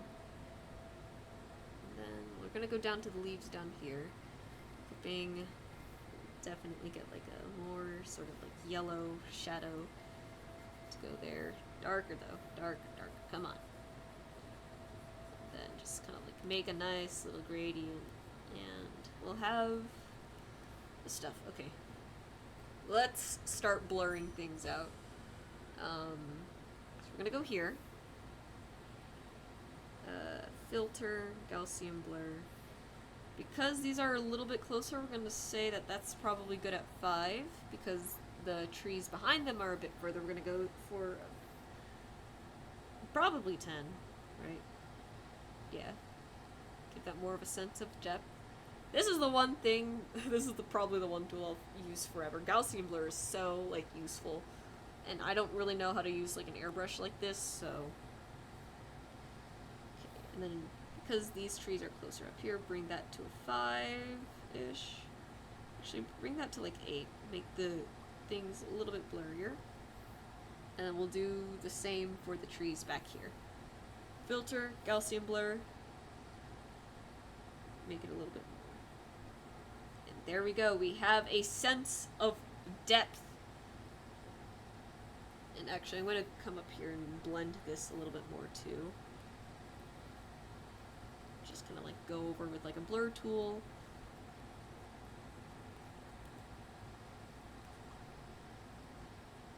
Look at that.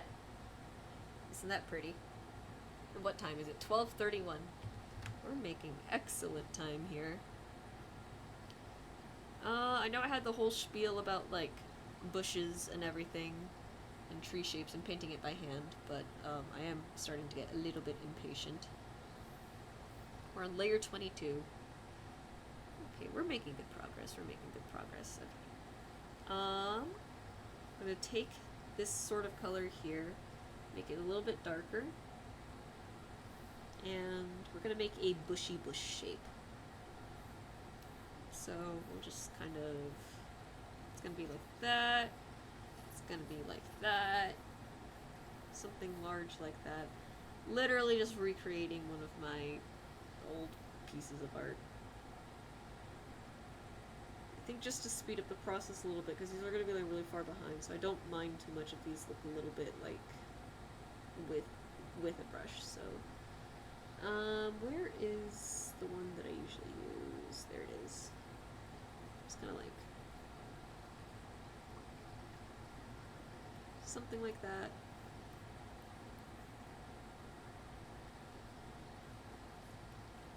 And then, go to another one, go a little bit darker, all the way up, make another layer of bush right here. Actually, we might not even need foreground bushes. Okay, another layer of bush, and then go back down, get the stuff, cheat a little bit.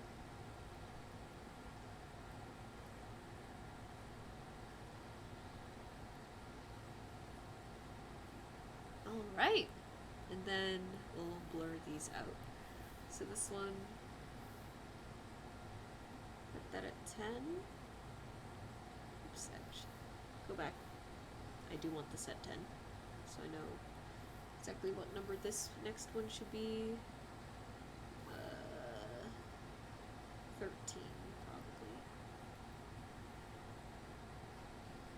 Then we'll add some depth by, go back to this color, make it a little bit darker but a little bit saturated this time, and then we're going to go ahead and go watercolor brush again.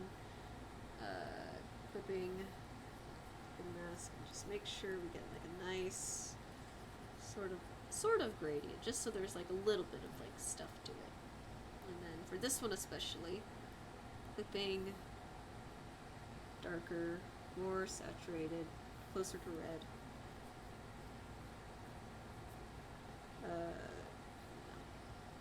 Too saturated. Do something like that. Get a nice gradient on there. Look at that. That background is really coming together. I'm almost tempted to say that I don't even need like the foreground bushes, but the foreground bushes will be really nice. So I'm going to add the foreground bushes. So that's going to be it for the background, I think. I want to add them, and then I want to add little white flowers just to keep the visual color interest going. Whatever that means. I'm making up terms as I go, because of course I am. What's a flower that blooms in autumn? Are there any flowers that retain their blossoms in autumn? Flowers that continue to bloom in autumn. Ooh. Ooh. Oh, these are pretty. Oh, these are very pretty. Okay. Flowers that grow in maple forests.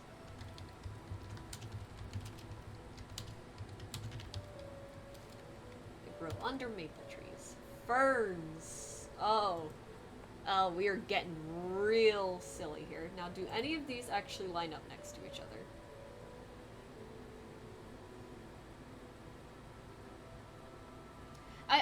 I said I was going to add like some white flowers, but looking at it now, there's a ton of purple here. I think I actually like the purple a little bit more.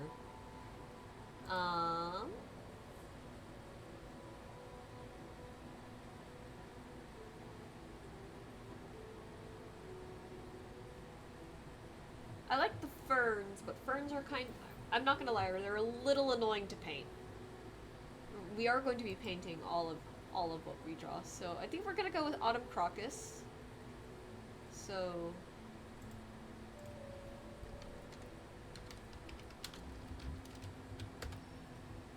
yeah, we're gonna go with these because they're very pretty actually, but they might be a little small.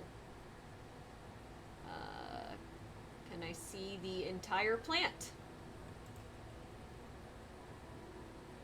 Do not tell me they're that small. Oh, I'm so sad. It would not make sense if they were just like poking out from under there.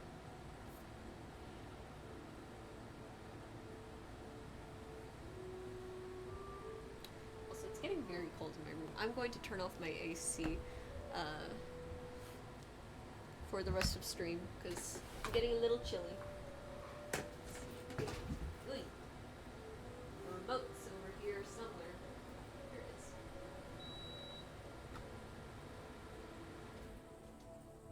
I'm so glad like the camera only sees like a very like specific portion of my room because my room is a horrendous mess. I should probably do something about that. But the time will come for that when it does come. Okay. Let's see. I really do like this flower. This is very pretty, but it's not going to it's not gonna be friendly to paint, so I think we will go ahead and just go with some ferns. And I'm not gonna think too hard about how many parts of a fern there actually is.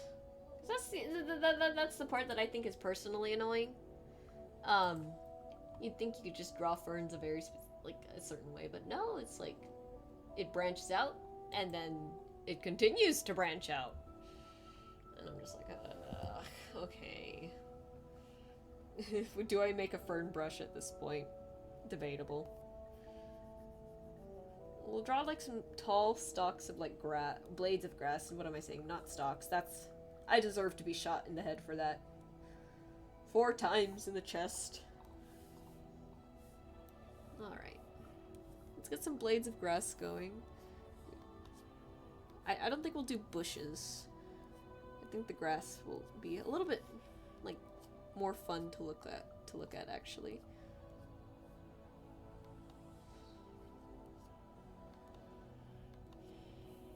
And then just need to make sure we let's see. Add some tall blades.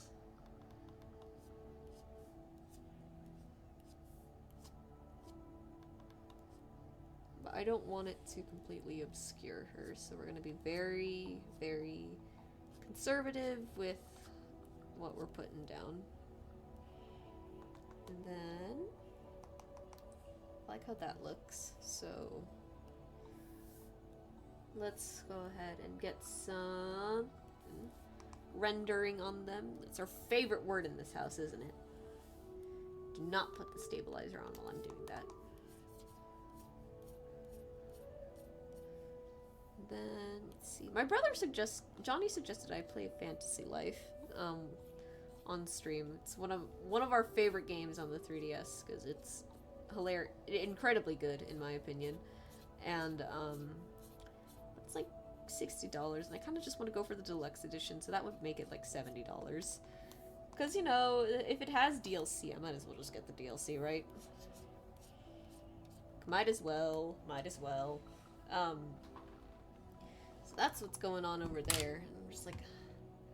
And I was gonna play Subnautica, but then it's like there's a whole thing going on with Unknown Worlds and like their publisher being like a bunch of douchebags and being like, oh yeah, we're just going to like fire everyone so we don't have to pay them a bonus, and then we're gonna delay the release of Subnautica 2, and I'm just like, bruh, yeah, boycott that shit. That's lame.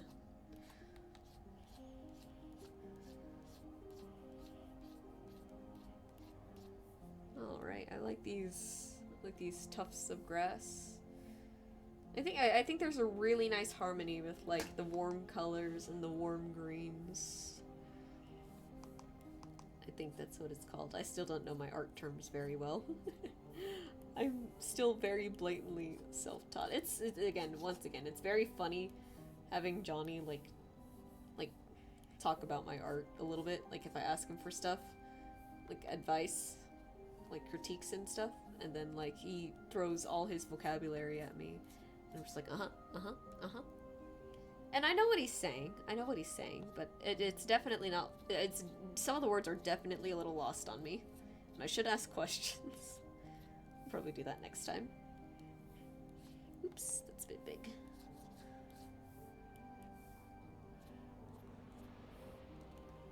Alright, look at that. I really do like how this one's coming out. I'm quite proud of it.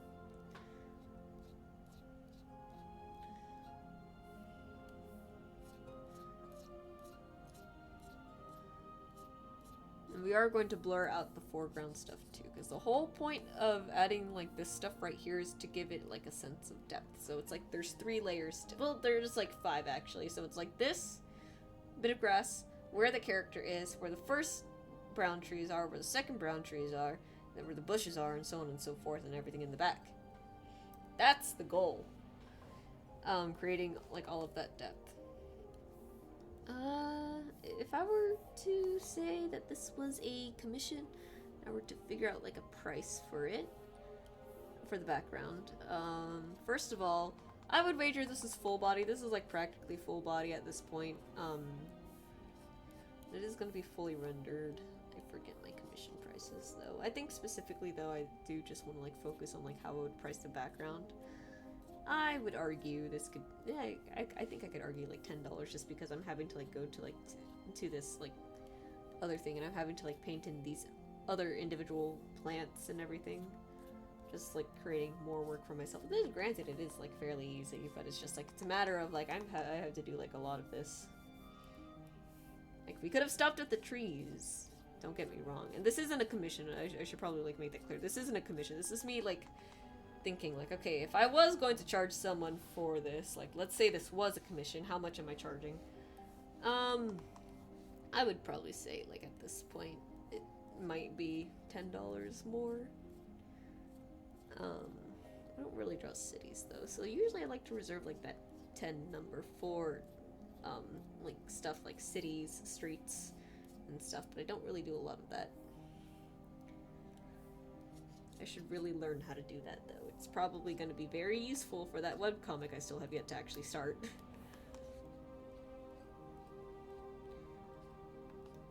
Let's see. You get like a thing there to divide that further. And then we do need to blur it so that it fits with the rest of the style of the other ones. I like this. I like this. This is a good thing. This is a very good thing. And it's 12:45 already. Oh my god, I need to hurry up. I want to get the stuff done. And I would stay like overtime, but like also what's it called? I have work tomorrow. I have something called a job. I don't really want to work 9 to 4, but it is what it is. And we will deal. I honestly, I'm not just hoping that I get sent home early because I don't want to be there. But I'm also hoping that I get sent home early so I can go to the store afterwards and be like, okay, here's what we need to bring. Because I did not see the vending boxes on Monday, and I'm just like, okay, guys, where did we put it? Like, I know I said that we should probably do less. But we should probably do less, but that does not mean that that they get to like put all the stuff away, and now I gotta start over. So I'm probably gonna go there after work, just to like get all of that reorganized and be like, okay, here's what we're going to bring, here's what we're not going to bring, stuff like that. I gotta make sure that there's like a checklist too. I'll probably leave like a note on the desk, like, Albert, be sure to get this ready tomorrow, please, someone. Because, I don't know where they are, and I probably also can't carry it by myself.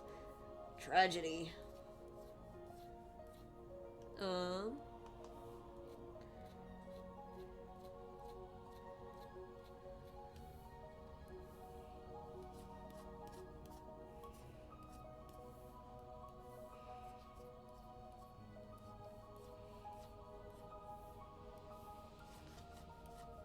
See, there we go. Got just a few more blades of grass. It will be good. Now, if only I could actually remember to switch whatever tool I was using.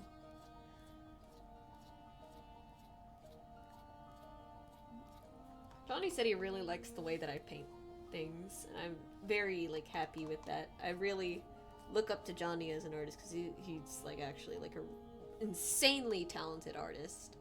Honestly, he should be the one doing like commissions at the store. People would absolutely like buy that stuff, buy his art.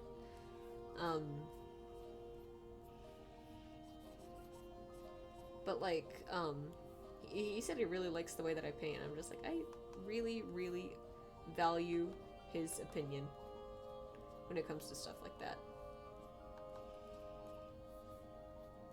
He said my background work reminds him of this historical art trend called impressionism. And it was very interesting when he showed me examples, because I see exactly like the resemblance he's talking about. I never actually like referenced like any like sort of like historical like art thing when it came to my art, because I just, you know, I'm like self-taught. I never like looked into these things. But the cool thing about impressionism is that like it's like the memory of something. That's what that's what the art looks like to me. It's like if somebody like really painted from memory and they only just had like an idea of what something looked like. It's like they're describing something to you, but like not in like full detail. And I think it's like really cool to see. It's like the shape isn't like super defined. It's very like it's very loose. And I do agree with Johnny. My backgrounds do kind of look like that. Part of me kind of feels like it's just because I'm like trying to like create like a focus on the subject of the piece, and in this case it's the twirling dryad. But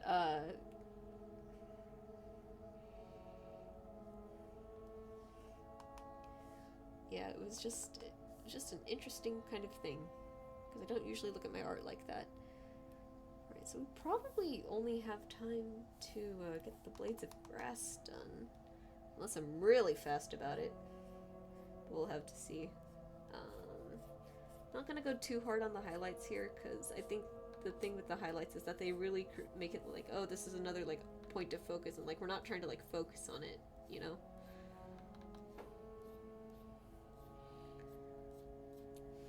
I think this might be one of my favorites over the Magnolia Dryad.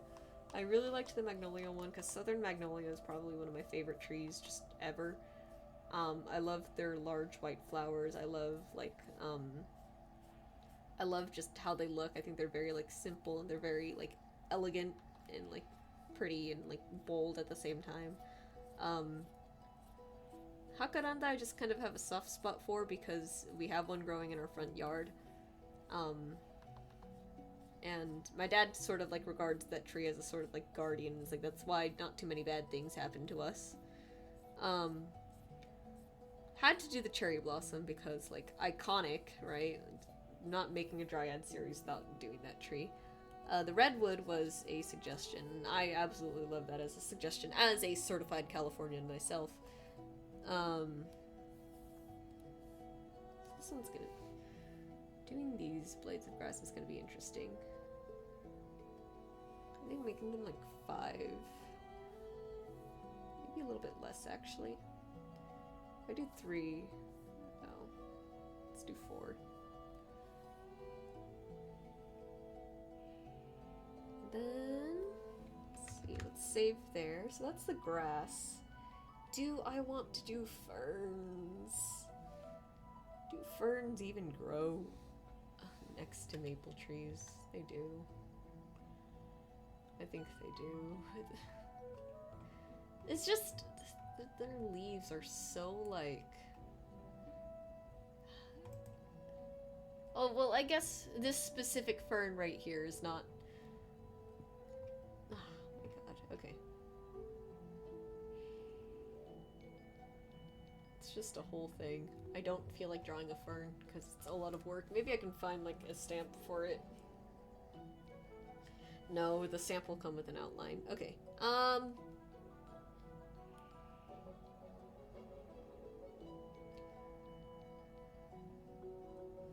Yeah, and the autumn crocus, as much as I want to, I need to include it. It's got like, that purple would really, I think, tie this like all together, honestly. But it's so short. It's such a small flower, it seems. Like they don't they're not all that tall, and they don't really grow on like a bush. All right, let's go back to the autumnal flowers list. I'm sure there's got to be some that I can draw, even like on a bush or something. Goldenrod would be nice, but oh boy.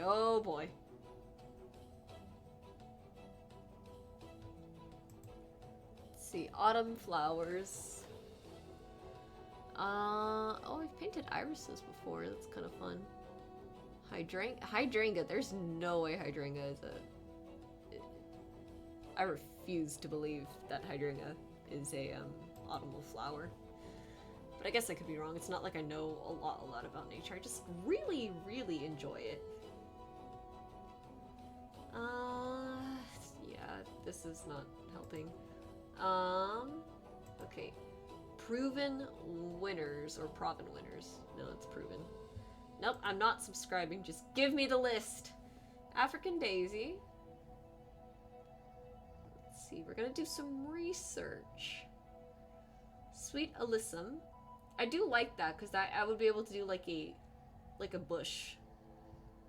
Oh man, these are so pretty. I'm telling you guys, fall is just the best aesthetic, no questions asked. Oh, I like this one actually, Russian sage. Let me see. I'm gonna look that up.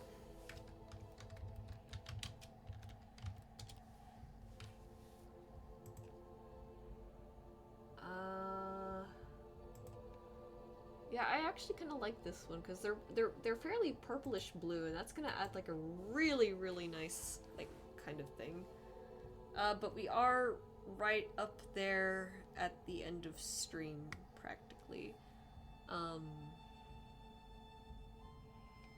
don't know how I'm gonna make this look all spindly. Let's see.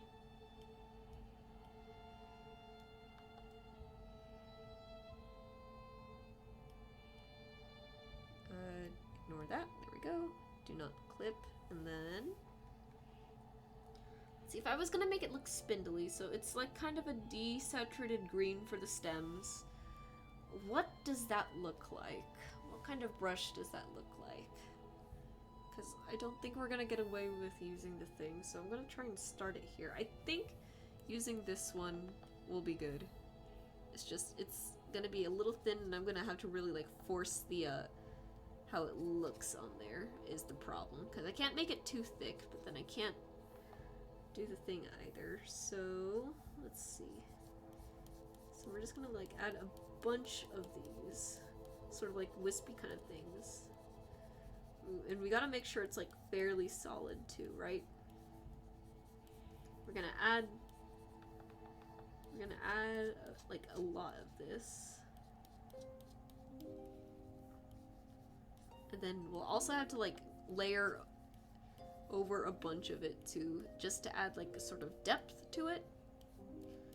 Which is probably gonna be the hard part. We're just gonna do 2 and 2 on each side, and I think that'll be enough. They're very bush shaped too, so I gotta make sure I gotta like fan it out.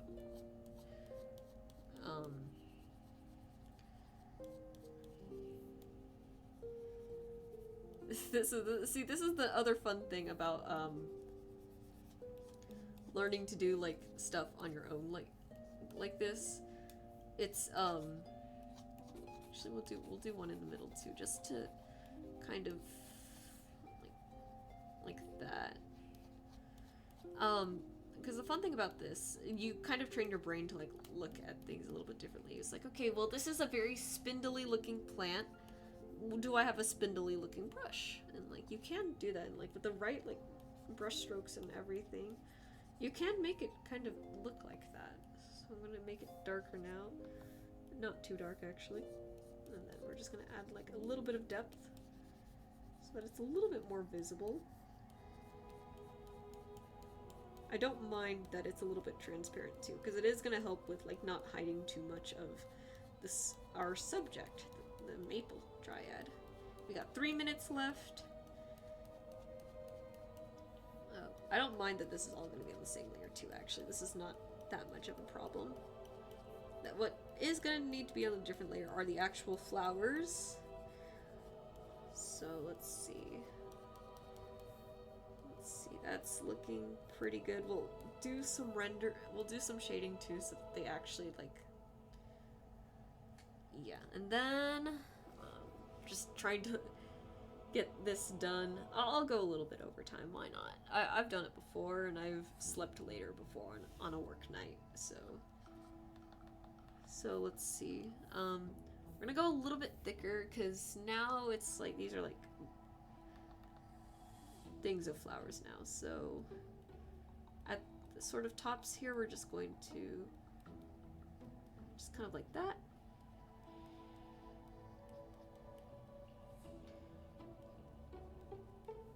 Maybe we'll have some like ghosting off too, just to sort of create like a thing. Like we won't go too crazy with it.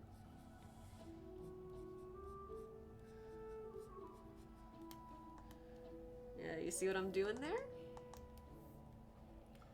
I think that's looking pretty decent.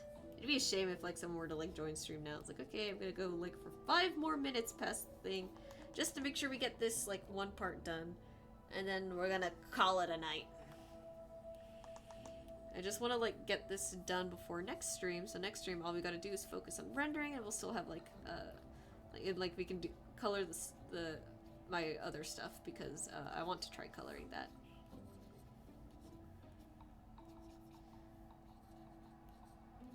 Because I think that will be very, very fun. Yeah, this sort of looks like the Russian sage from afar.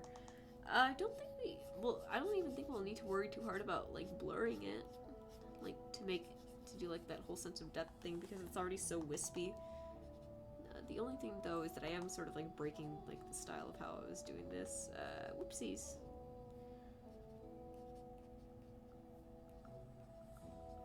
Okay, let's return to what we were doing.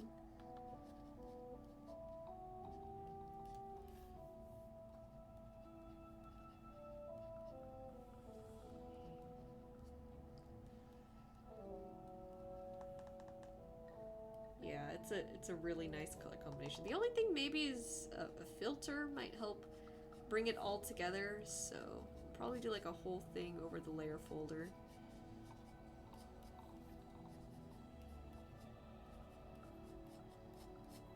Let's see. Get that nice and pretty in there.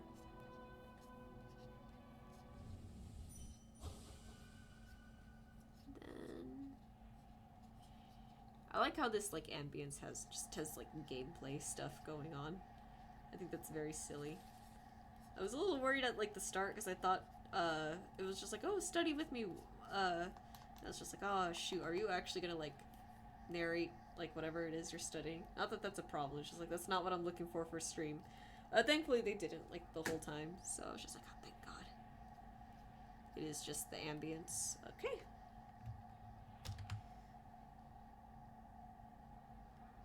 Get that.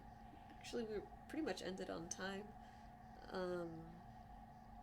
The only thing really is just adding a little bit more shading. But yeah, might as well do that right now. Take this, set it to multiply. Do the thing real quick. Nothing too harsh though.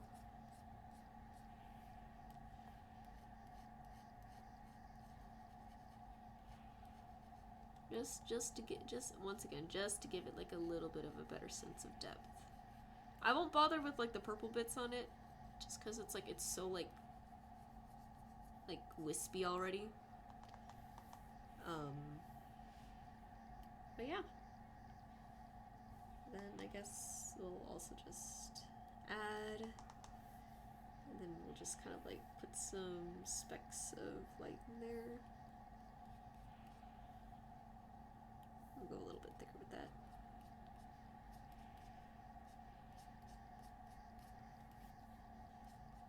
It's not super necessary, but it'll make me feel a little bit better about myself.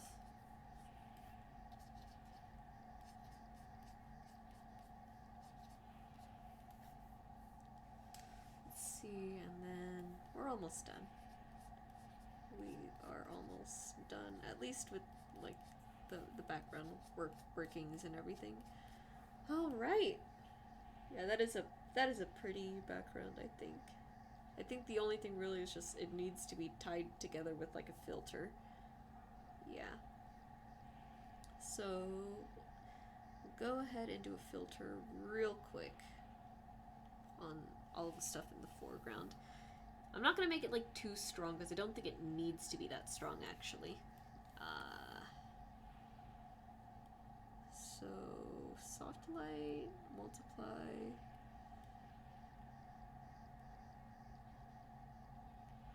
Okay, we'll actually do it like that so that the add layers stay on top. Hard light might actually be a little bit better. No, that makes it way too yellow. Not overlay for sure. Color maybe.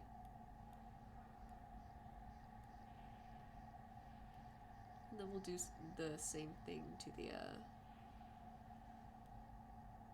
to essentially all of this.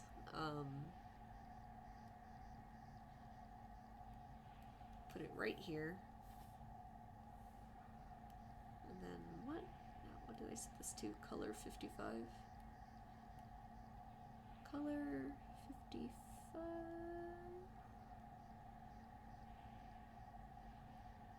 And then we'll probably do less on the purple. On the purple bits.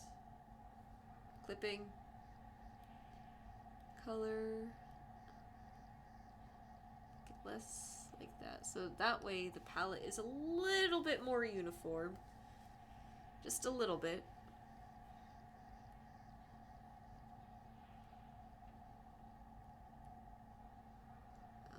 Then again, does it really need it? That's a good question. Kind of like losing where all the layers are. I mean, it doesn't hurt, you know?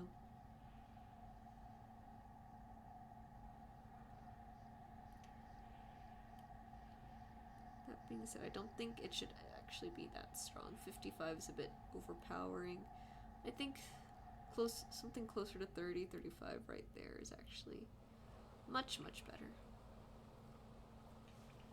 Just so it's like, just like the idea of it being there, I think helps it a lot more. Alright.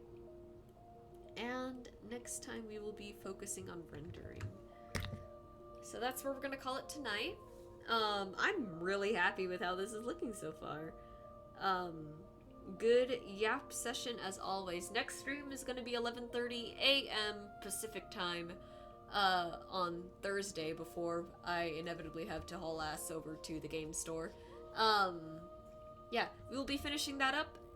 We'll be finishing this up, and then we'll be if we finish it early, we're going to go ahead and color some of the stuff that I scanned because I think that'll be really fun. I might even like scan like a few more things just to see if like we can get like something like really like unique and something different going on. I can't wait to finish this one. This might be the last Dryad for a little while, but we'll see. I'm excited nonetheless to finish it because I really like how this is looking. Anyways, I think that is the last of the announcements. Oh, art raffle going on. I've forgotten about that. The entirety of stream. We hit 900 followers on Blue Sky. Incredible news. And if anyone is out there listening, that is going to be going on for a week. If you would like a chance at free art, do be sure to enter both on the Twitter side and the Blue Sky side. And yeah, I think that's it. I should probably be getting to bed. So thank you all so much for watching. Love you all, and I'll see you next time.